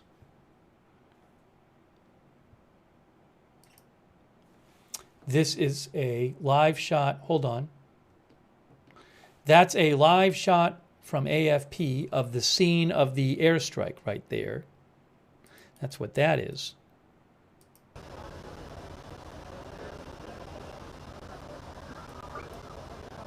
Hold on, I may need to... I want to get you some audio from there. Give me a moment. I just need to... Well, I'm not going to worry about that. We're not going to worry about the audio right now. Well, let's see. Am I going to try it? No, I'll leave that up there without the audio. Oh, I'm keeping an eye on the UN meeting going on right now too. Who is speaking at the UN? Ecuador. Okay, I'll keep an eye on the UN meeting that's going on right now on the pager explosions. Also, I do have a live shot of the Israel-Lebanon border. I'm not aware of anything big going on there at the moment. Get it up on the screen for a second. Why is that not working? Let's try this again.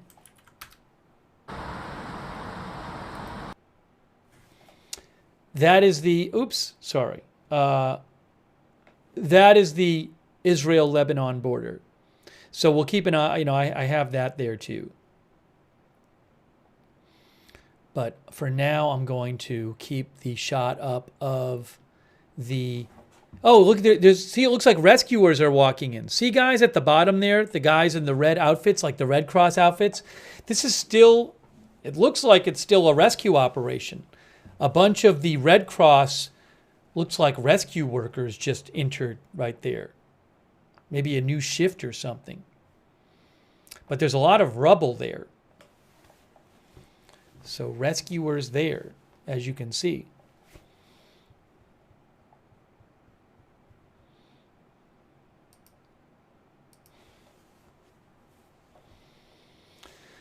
Let's see here. But a bunch of them.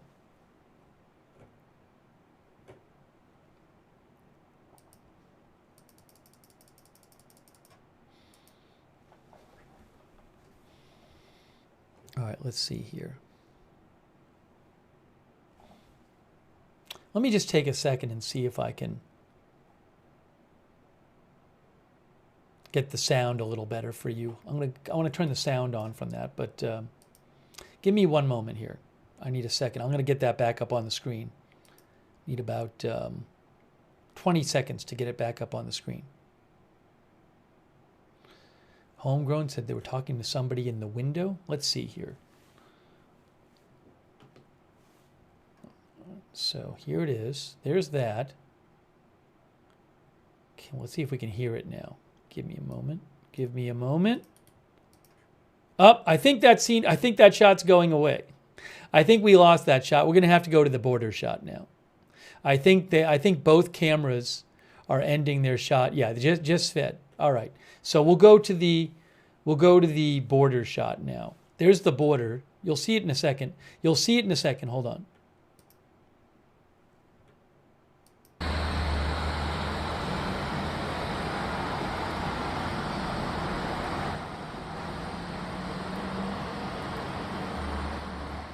So that's a live shot of the Israel-Lebanon border, which I have to now... View of Israel-Lebanon border. Okay, let me just fix that.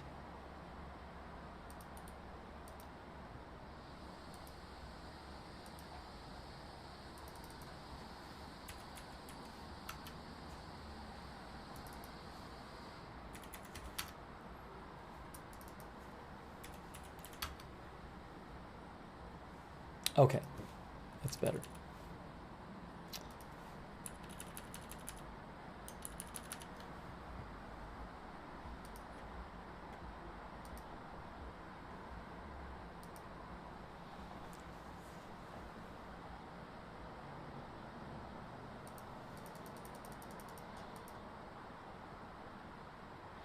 Let me just check for a news update here. Give me a moment.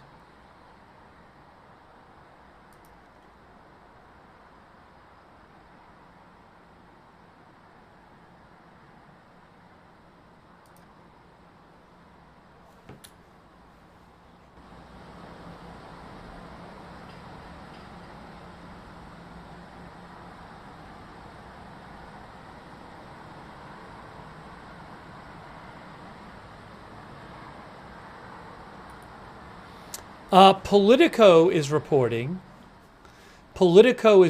right now that U.S. officials say that Israel-Hezbollah fighting is likely to escalate.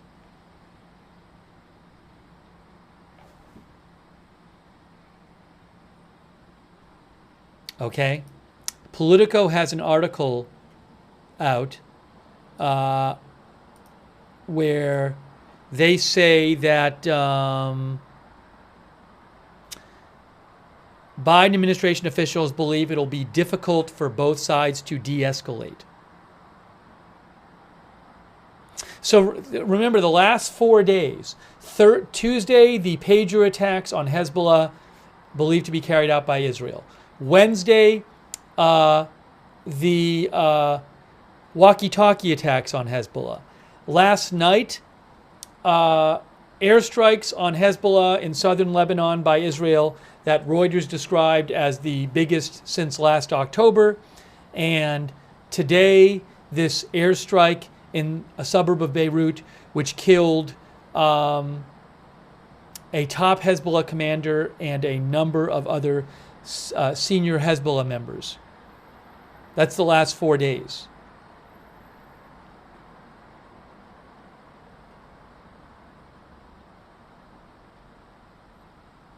In the Politico article that they just put out, U.S. officials tell Politico that the attacks of recent days are part of a wider military operation to degrade Hezbollah's warfighting capabilities in southern Lebanon.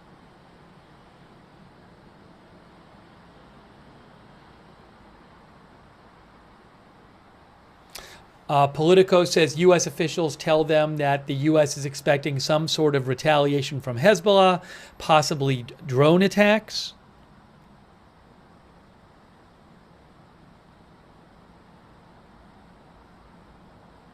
And they're expecting further Israeli attacks on Hezbollah commanders, on Hezbollah arms depots, on Hezbollah communications.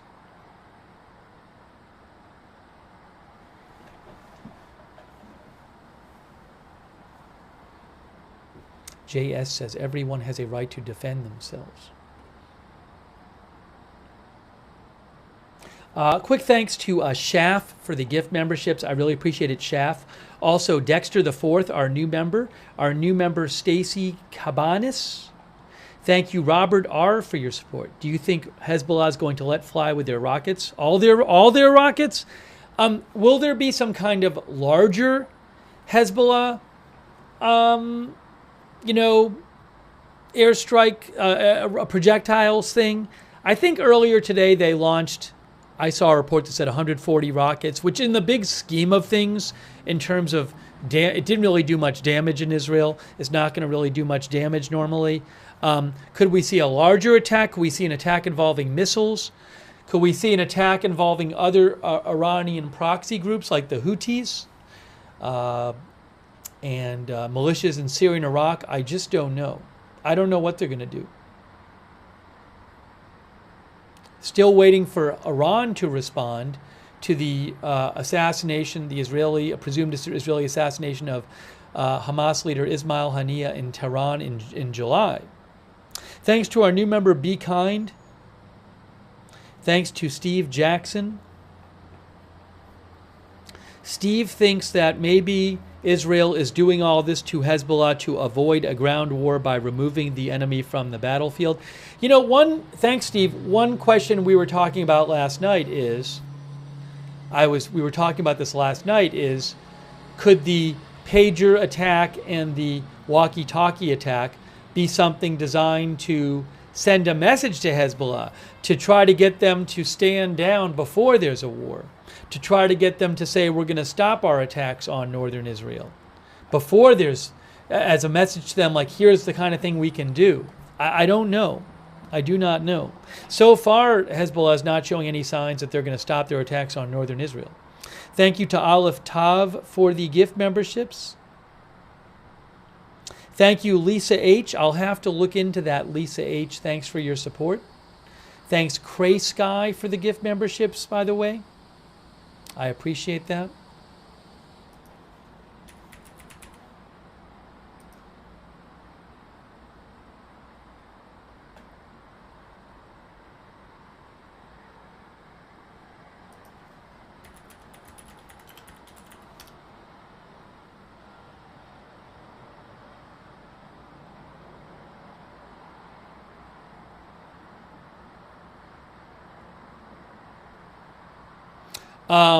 By the way, our viewer mentioned, just so you know,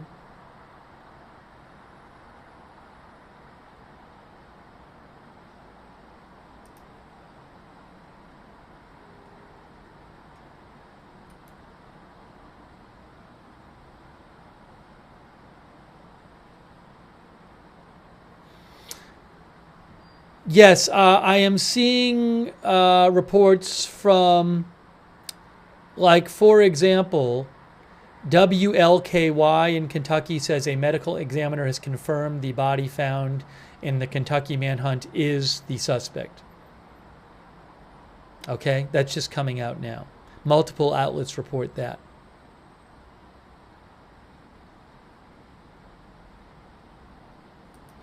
So,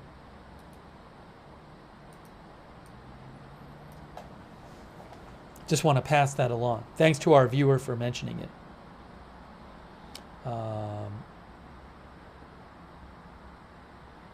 Lisa H. Thanks also, Joe, for your support. Joe says, is it true a message was sent before the pagers blew up? I've read articles that said that. That's not been confirmed. I don't know that there's been any kind of independent, like, you know, there's no like Lebanon pager commission that's come out with this report with all this evidence in it, but there have been a number of reports from different media outlets that said that the pagers got a message before exploding. I can't confirm that though. It sounds like it's what happened. Thank you, Joe. The idea would be that the message would be to activate the explosion. Also maybe to make people look at the pagers. I think the New York Times had said that the message looked like it was coming from the Hezbollah leadership, but it actually wasn't. Thank you also, Mouse the German. I really appreciate your support from Germany. Thank you, Mouse the German. And also thank you to Tech Slug for your support on Twitch. Bogansha, thanks for subscribing on Twitch. Let me show you guys something.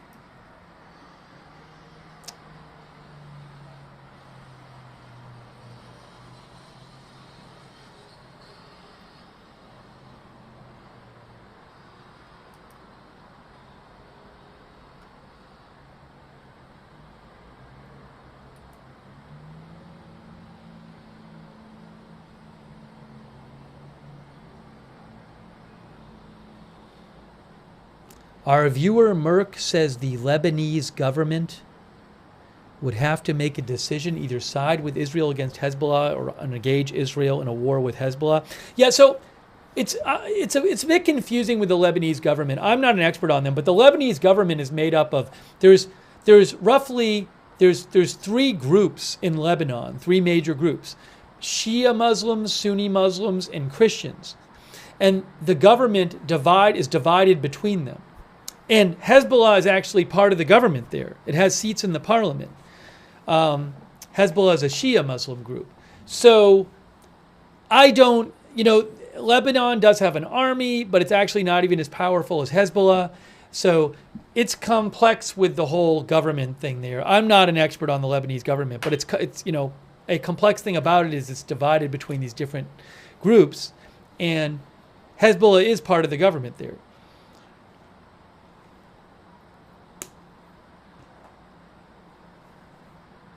But I am not an expert on the Lebanese government situation.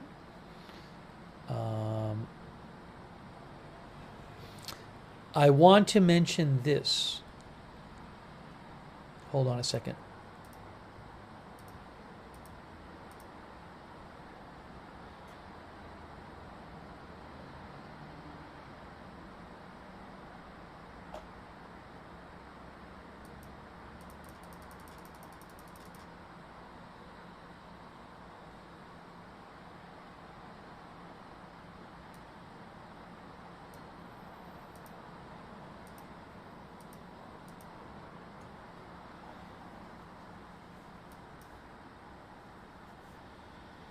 All right, here's an update on the overall situation that just got posted by Associated Press.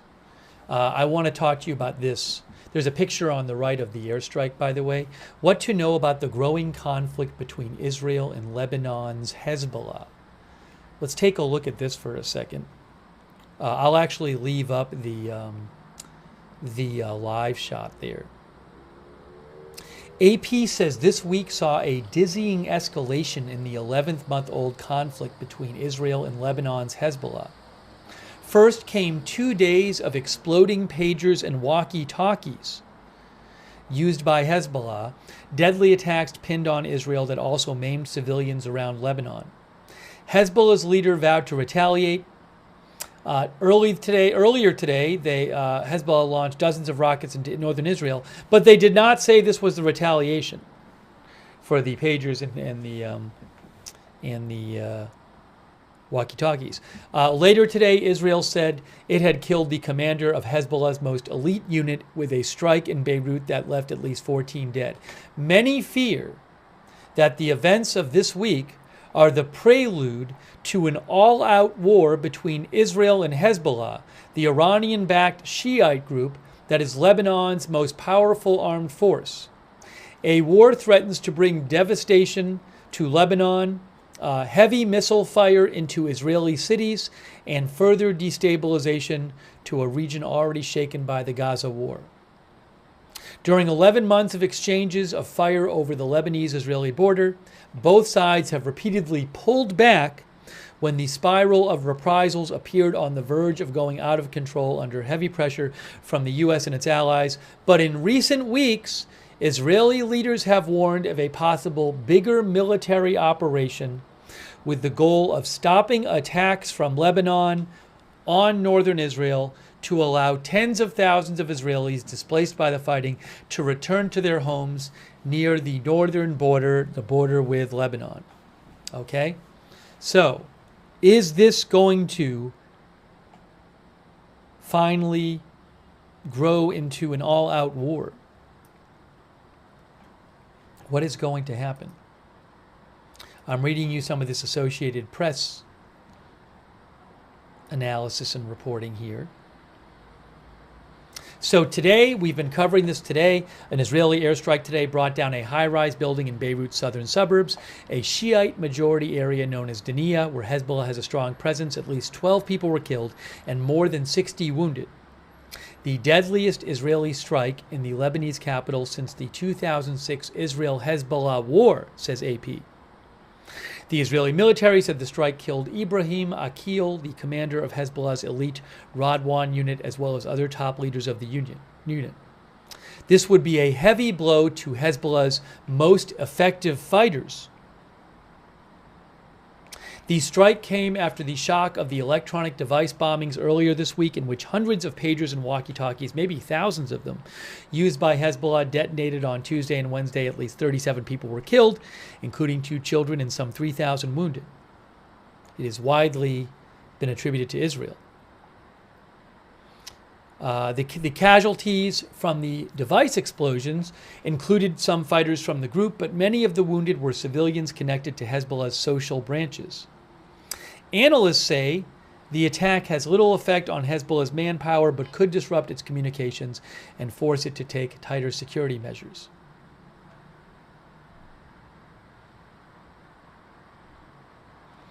AP says Hezbollah leader Nasrallah has promised retaliation for the electronic device bombings, raising fears of an escalation from Hezbollah.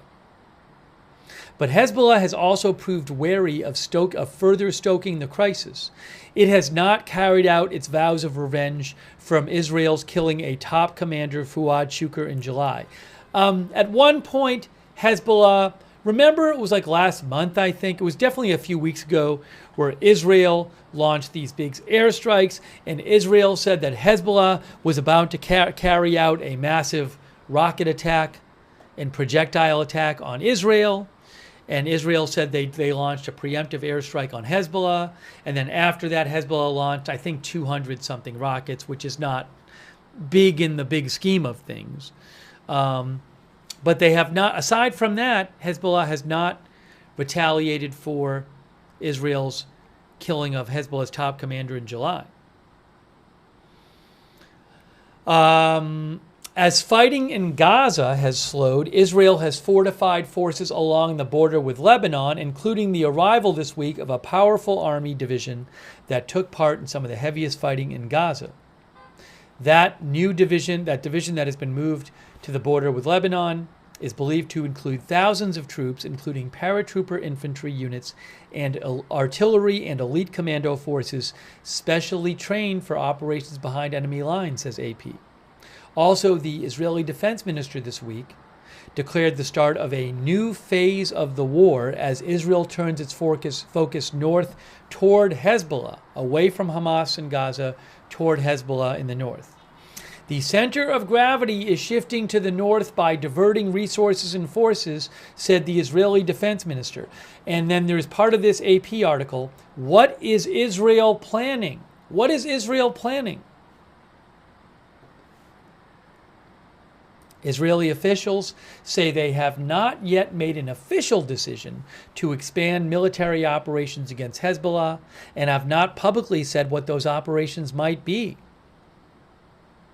This week, the head of Israel's Northern Command was quoted in local media as advocating for a ground invasion of Lebanon.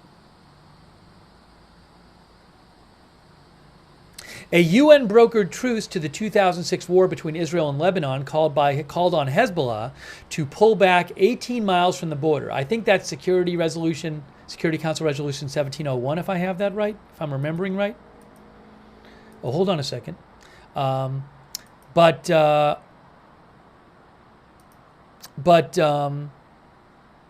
Hezbollah has not pulled back, though, accusing Israel of also failing to carry out some provisions of that agreement. Israel is now demanding that Hezbollah withdraw its forces between around 5 to 6 miles from the border. That is the range of Hezbollah's anti-tank guided missiles. Israel and Hezbollah's 2006 war was a devastating month-long fight triggered when Hezbollah fighters kidnapped 2 Israeli soldiers in a cross-border raid. In the 2006 war, Israel heavily bombarded southern Lebanon and Beirut and sent a ground invasion into southern Lebanon. The strategy, later explained by Israeli commanders, was to inflict the maximum damage possible in towns and neighborhoods where Hezbollah operated to deter them from launching attacks. It became known as the Dahiya Doctrine, named after the Beirut suburbs where large areas were leveled during the war. But Israel could have a more ambitious and controversial goal this time, says AP.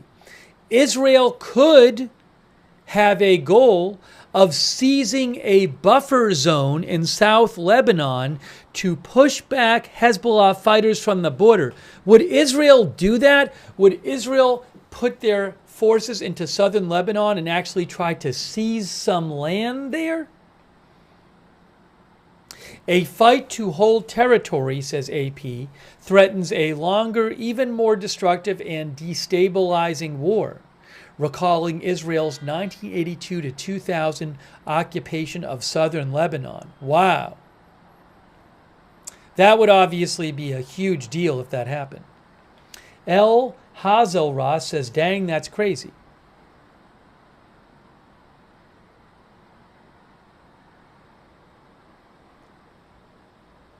Z-Pack says, I have not seen any confirmed reports on that. Nation Rising thinks that would be a mistake. Once again, I sit here in this council as I did on Monday, Thursday, Israel now, Friday, defending Israel's right to exist, to defend ourselves.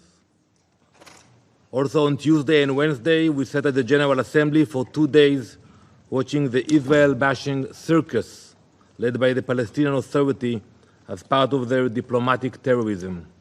Are there no other conflict in the world? Are there no other pressing matters that require this Council's attention?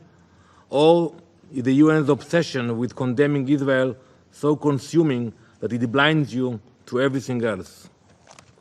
We did not seek this war. We did not. On October 8th, while Israeli civilians were still being slaughtered in the south by Hamas, Hezbollah, I haven't heard you, Mr. Minister, mentioning Hezbollah even once in your speech. Hezbollah unleashed hundreds of rockets at our civilians in the north. This was not provoked. It was a calculated assault to show support for Hamas, a declaration made by Hassan Nasrallah himself. Since that day, over 8,000 rockets have rained down, 46 of our people have been murdered, 294 injured, and more than 60,000 remained displaced, unable to return to their homes in the north as Hezbollah attempts to burn them to the ground. Every day, Hezbollah's rockets deliberately target our civilians, attempting to destroy homes and force entire communities to flee in fear. Families have been torn apart. 12 Israeli Druze children who were playing soccer one moment were dead the next. And still, the terror continues every day. Where was the international community? Human rights? Nowhere. Every day, rockets, missiles, drones.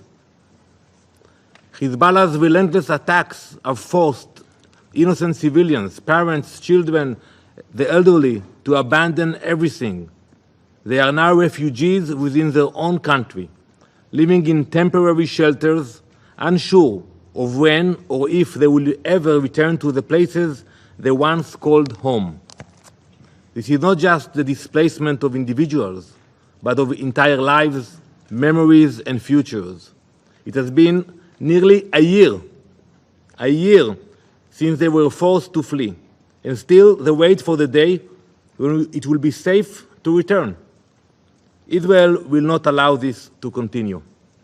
Our objective is very clear. We will restore security to our northern border, and we will bring our people home. It is our responsibility. The goal of returning our displaced citizens has been formally included in the objectives of this war. We will do whatever it takes to achieve this, and we will not allow Hezbollah's terror to dictate the future of our nation. If Hezbollah does not retreat from our border and back to the north of the Litani River through diplomatic efforts, Israel will be left with no choice but to use any means within our rights to defend our citizens and enable the evacuees of the north to return to their homes.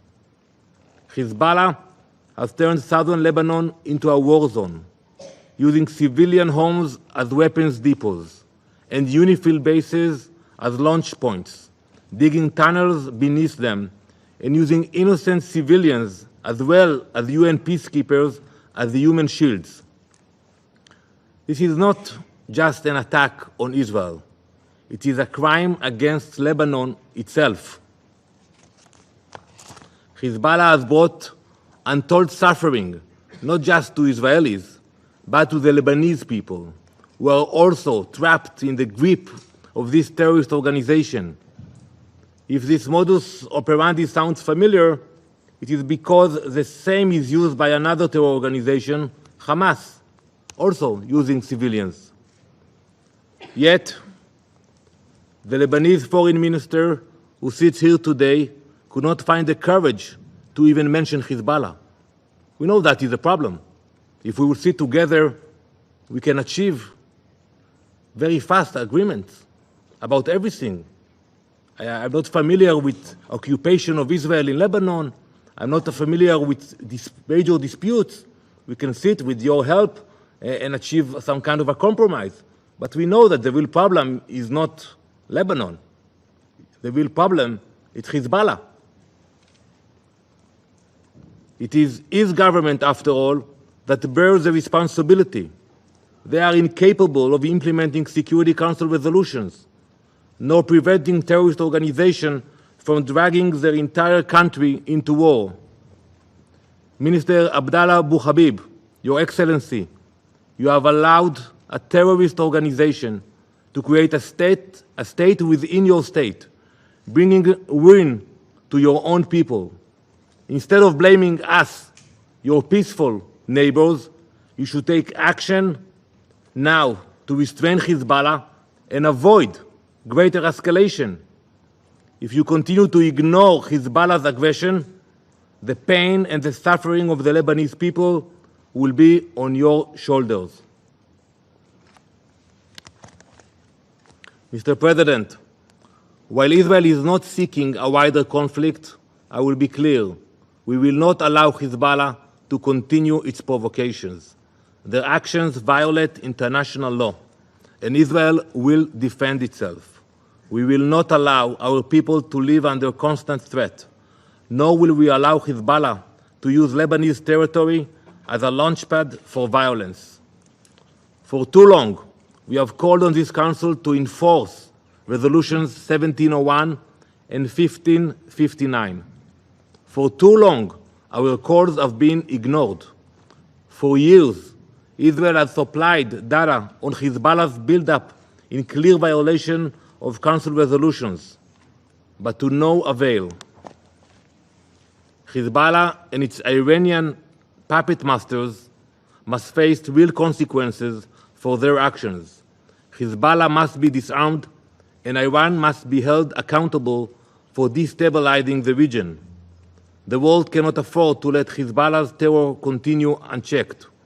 We call on this Council to condemn Hezbollah and Iran and to designate Hezbollah and the Islamic Revolutionary Guard Corps as terrorist organizations.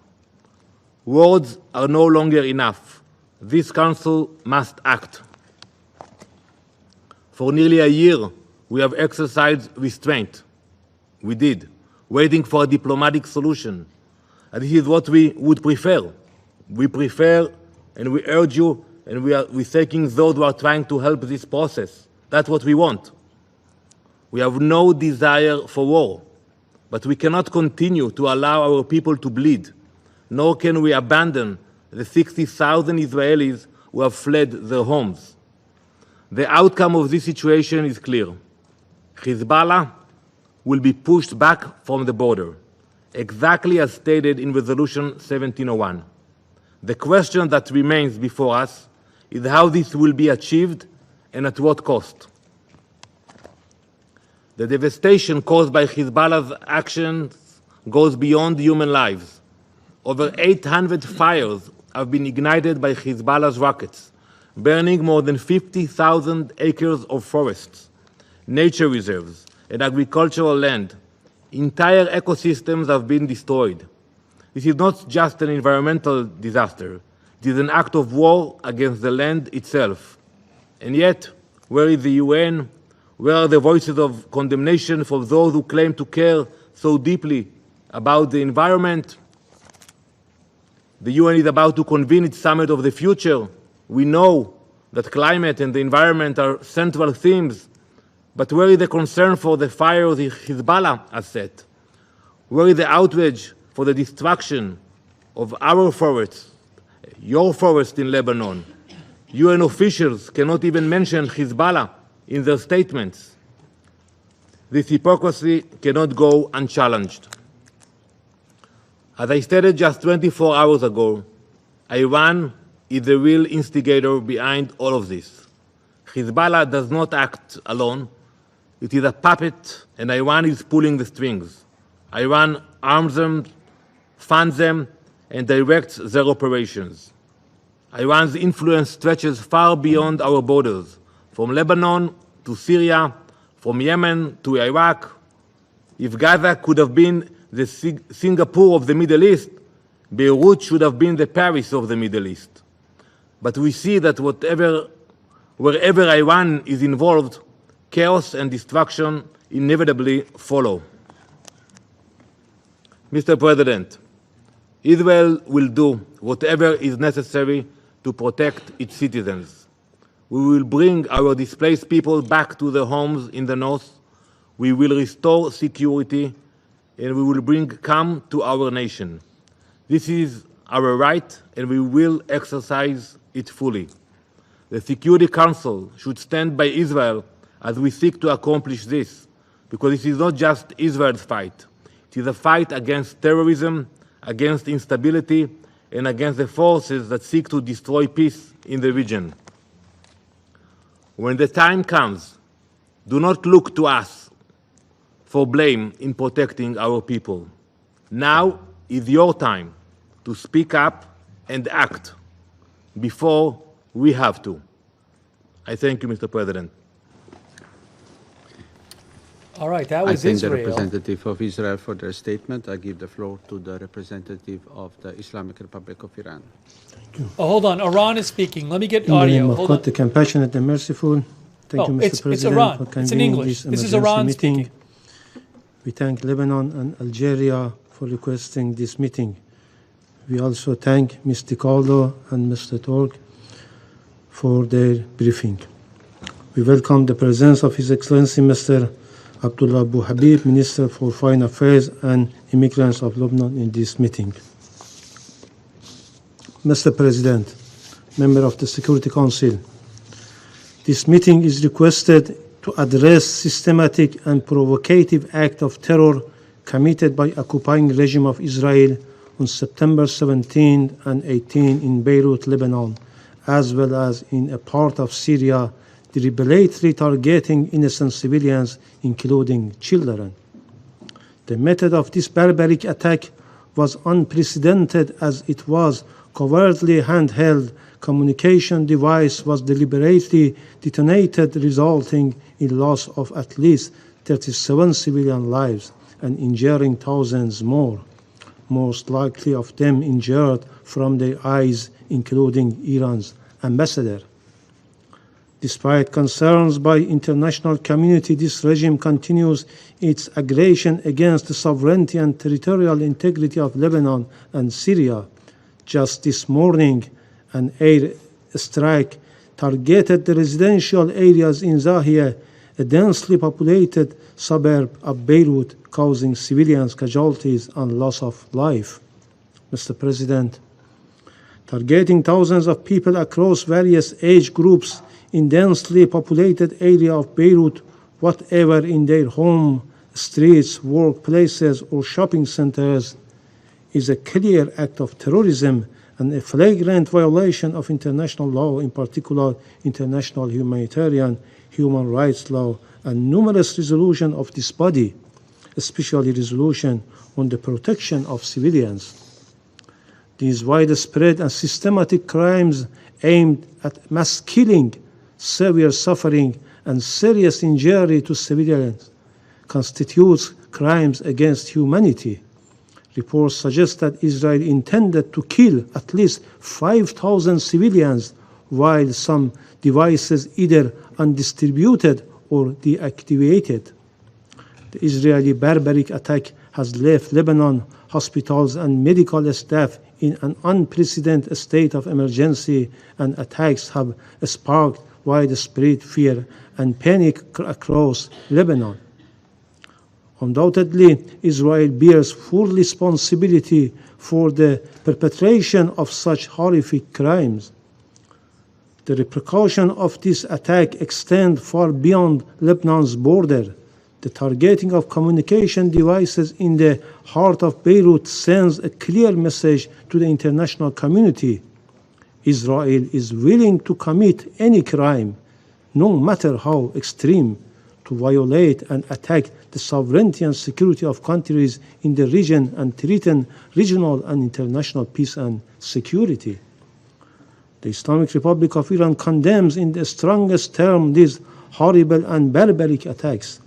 We extend our deepest condolences and sympathies to the people and the government of Lebanon and the families of the victims of this heinous terrorist attack. We wish a swift and full recovery to the injured and reaffirm our unwavering solidarity with our Lebanese brothers and sisters. Mr. President, the attack on our ambassadors is a blatant violation of international law and diplomatic norms. The protection of diplomatic personnel is a fundamental principle of international relations. The Israeli terrorist attack has flagrantly violated the 1961 Vienna Convention on Diplomatic Relations and 1973 Convention on the Prevention and Punishment of Crimes against International Protected Persons, including diplomatic agents. We will rigorously pursue accountability for the attack on our ambassador in Lebanon. We reserve our right under international law to take all necessary measures to respond to this egregious violation. Unfortunately, this Council has remained silent in the face of ongoing Israeli aggression and illegal actions, including the attack on Iran's diplomatic mission in Syria on 1st April 2024. Now again, this regime has crossed a red line by targeting our ambassador. Mr. President, let us not forget that These atrocious crimes against the people of Lebanon are part of a broader pattern of aggressive policy by Israeli regime. The Islamic Republic of Iran has repeatedly warned about the serious repercussions of malicious activities of the Israeli regime in the region. For the sake of regional peace, security, and the so-called ceasefire talks, the Islamic Republic of Iran has consistently shown maximum restraint. However, Israeli atrocities, from the ongoing genocidal war against the Palestinian people and occupation of Palestinian territories, to illegal strike in Syria and Lebanon, on the attack on Iran diplomatic mission in Syria, and cowardly assassination of Palestine's former prime minister and the political leader of Hamas in Tehran, demonstrate an Israeli relentless commitment to destabilizing the region and threatening international peace and security. Mr. President, the gravity of Israeli atrocities against the people of Lebanon must be recognized not just as an attack on Lebanon, but as a threat to peace and security across the region. We must ask ourselves, how much longer will the international community allow such atrocious crime to go unchecked? For decades, Israel has engaged in a pattern of aggressive actions aimed at destabilizing the region, whether through military operation, sabotage, or direct attack on civilians. This continuous aggression endangers the peace and security of the Middle East, fueling cycles of violence and further entrenching conflict. Regrettably, the Security Council has failed in its duty to maintain international peace and security. Israel's malevolent activities are often overlooked or outright supported by certain Western nations. Unwavering political, military, and economic support provided to Israel by the United States and its allies emboldens this regime to continue its violations without fear of accountability. This unconditional support, coupled with the deliberate blocking of any international effort to hold Israel responsible, has created an environment of impunity. The international community must not ignore the role of the Western countries, in particular the United States and UK, play in enabling Israel's aggressions. These heinous crimes once again shown the Israeli leadership has no intention to adhering to international norms or the so-called ceasefire negotiations, frequently referenced by the United States in this council as being near resolution. The international community, and particularly this council, has a duty to confront not only the direct perpetrators of such crimes, but also those who provide them with the means and political cover to commit them. The failures of this body to hold Israel accountable has only emboldened the regime, allowing it to continue its aggressive and unlawful behavior. The Islamic Republic of Iran stands firmly with the government and the people of Lebanon, and we will not rest until those responsible for these atrocities are held accountable. We reaffirm our commitment to upholding the principles of international law and the Charter of the United Nations. However, it is incumbent upon this Council to act to stand up for justice, for peace, and the protection of innocent civilians.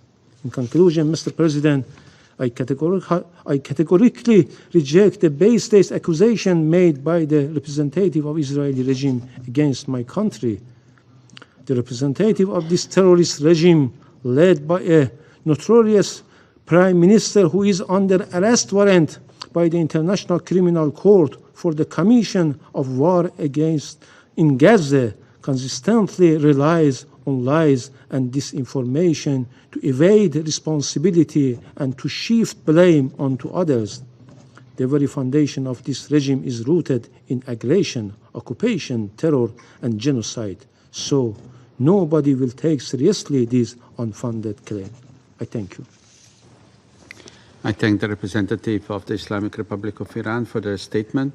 I give the floor to the representative of the Syrian Arab Republic. شكرا سيد الرئيس. سيد الرئيس أدلي بهذا البيان. I'm gonna go. We heard Lebanon and Israel and the U.S. and Iran. So I'm going to go away from this meeting now. But I'm glad we got to see some of the meeting, and I wanted to especially see Lebanon and Israel speak. Something that Israel said that I really noticed was they said that Hezbollah will be pushed back from the border. They said Hezbollah will be pushed back from the border, the Lebanon-Israel border, and they said basically the question is how that's going to happen. Will they do it themselves, or will Israel have to do it by force? So are we moving towards, Israel has said, and you heard their representative say it, they said they're not going to allow Israel to keep launching attacks into northern Israel. They're not going to allow Hezbollah to keep launching attacks into northern Israel from Lebanon. Israel wants to move their 60,000 or so people back to northern Israel who have had to leave due to the attacks by Hezbollah since last October. And Israel is basically saying enough. So what's going to happen here? I don't know what's going to happen. Could we see an all-out war between Israel and Hezbollah? But Israel has, you heard them say it, that they've been using escalating rhetoric in the last week and saying that they have a war goal now of allowing their citizens to move back to the border with Lebanon, which they can't do if Hezbollah is still launching their attacks.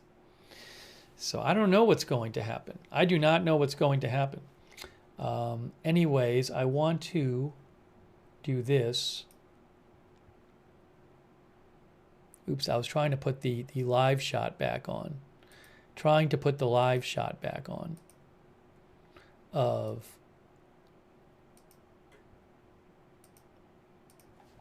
this. That's the Lebanon-Israel border right there. That's what that is.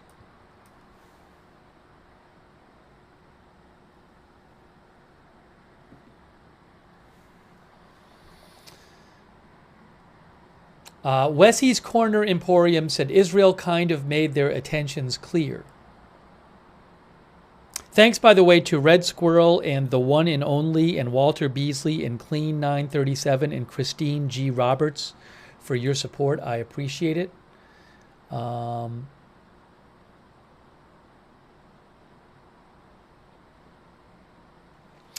viewer, Bill Cooper says Israel will be going into Lebanon.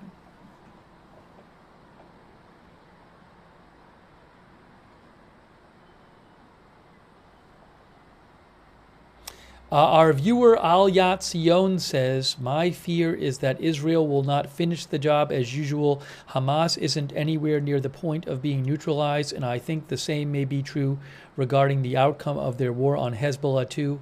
Sad waste of time and lives. Head Crab says, can Israel actually defend the border areas without invading Lebanon?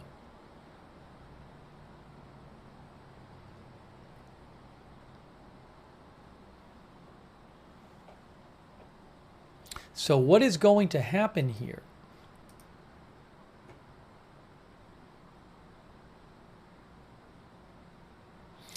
By the way, I was showing you an article before about from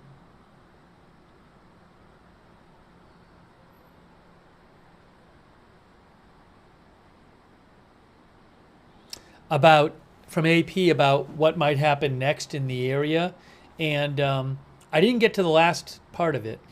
What to know about the growing conflict between Israel and Lebanon's Hezbollah? But if the last part says, what would be the impact of a full-blown war? It says, the fear is that this could turn out to be even worse than the 2006 war between Israel and Hezbollah, which was traumatic enough for both sides to serve as a deterrent ever since. The 2006 fighting killed hundreds of Hezbollah fighters and an estimated 1,100 Lebanese civilians and left large swaths of the south and even parts of Beirut in ruins. More than 120 Israeli soldiers were killed and hundreds wounded. Hezbollah missile fire on Israeli cities brought the war to the public, killing dozens of civilians. Now, and that was 18 years ago, now Israel estimates that Hezbollah possesses some 150,000 rockets and missiles, some of which are precision guided, putting the entire country of Israel within range of Hezbollah fire. Israel has beefed up air defenses, but it's unclear whether it can defend against the intense barrages expected in a new war. Israel has vowed it can turn all of southern Lebanon into a battle zone, saying Hezbollah has embedded rockets, weapons, and forces along the border. And in the heightened rhetoric of past month, Israeli politicians have spoken of inflicting the same damage in Lebanon that the military has wreaked in Gaza. So what will happen here? Again, the basic issue is that Israel is talking about lately. The basic issue is that since October 7th and Israel started fighting against Hamas in Gaza and attacking Hamas in Gaza, in support of Hamas, Hezbollah has been launching attacks on northern Israel. Those attacks have made 60,000 people in northern Israel leave their homes. Israel is saying enough. We have an official war goal of allowing those 60,000 people back into their homes in northern Israel. But they can't go back to their homes in northern Israel if Hezbollah is still attacking northern Israel from southern Lebanon. So something's got to give here. Because Hezbollah says we're still going to launch attacks because there's no ceasefire. You're still attacking Hamas in Gaza. There's no ceasefire there. So we're going to still carry out our attacks on northern Israel. But Israel says, well, we want our people to be able to move back to northern Israel. So how is this going to play out? It can't keep going. If Israel wants its people to move back to northern Israel, the status quo is not going to work. Because they can't move back there right now. Has Israel moved up troops to the Lebanon border? They've moved some troops up there. They've moved some troops up there recently. Reportedly from AP. AP says they have moved this battle-hardened group of thousands of troops from Gaza up to the northern border.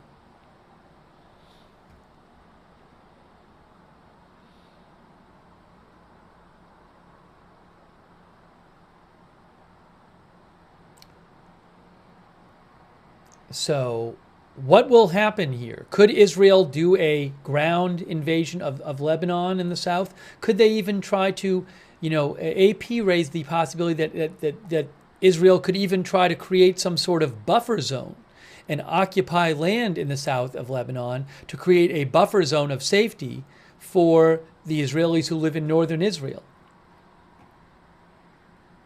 Allistic says a DMZ.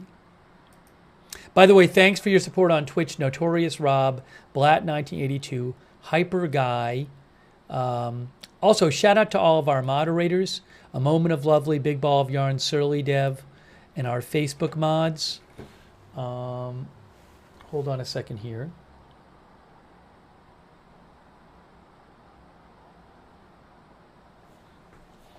Our Facebook moderators, K. Larry Body, and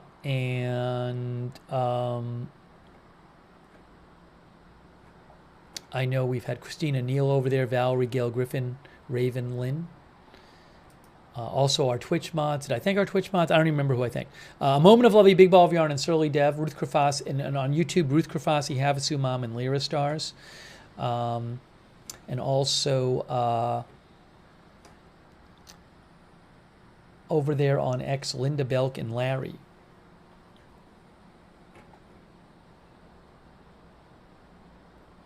Dean R. thinks it'll be similar to Gaza.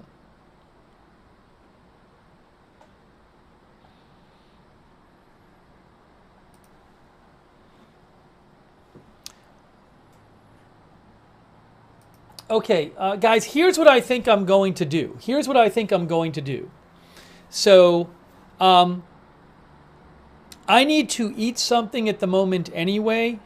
So I was going to take a break, and there is a bit of a family thing I was trying to make today that I didn't know if I'd be able to make.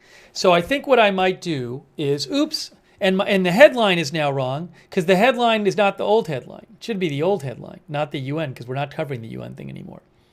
So what I think I'm going to do is this.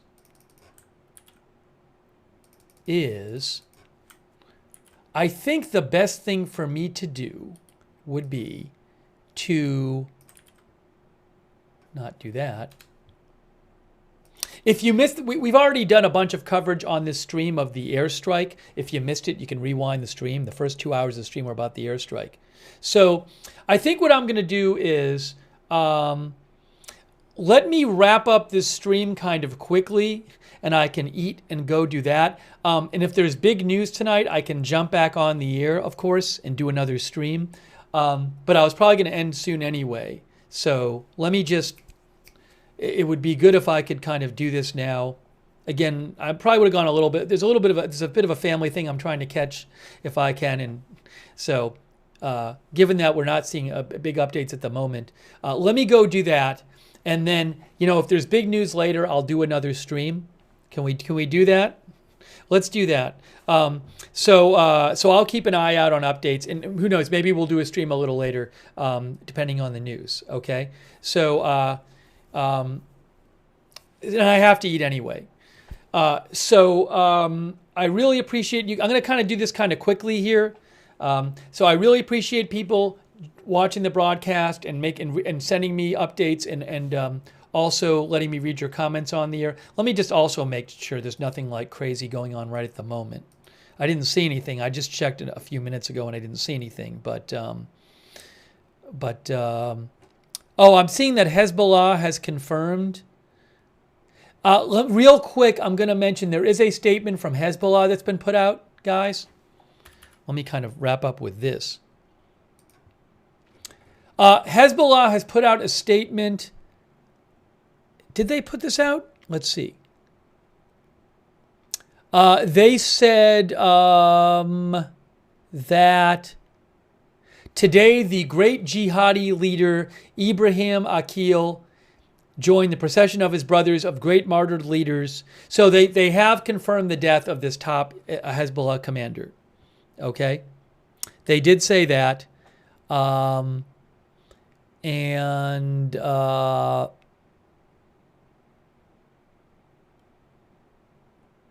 Okay, so they have confirmed it.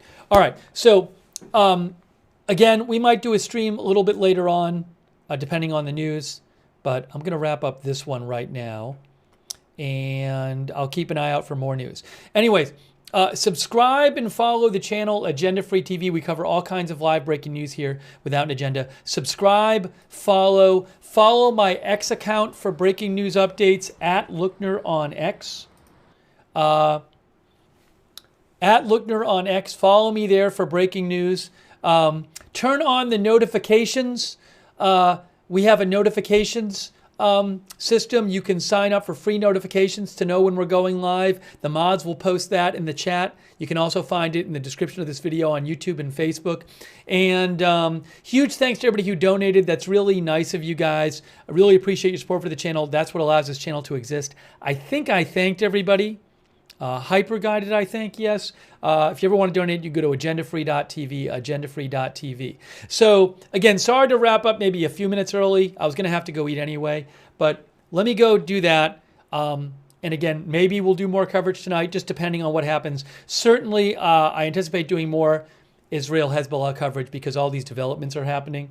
But and if there's other big news, I'll go do that. So, and thanks to our YouTube members and our Twitch subscribers and our Facebook subscribers, who I normally name. But let me wrap this up quickly so I can go do this thing. I'm going to wrap this up now. Thank you for watching. More coverage soon. We'll see you soon with more live breaking news coverage right here at Agenda Free TV.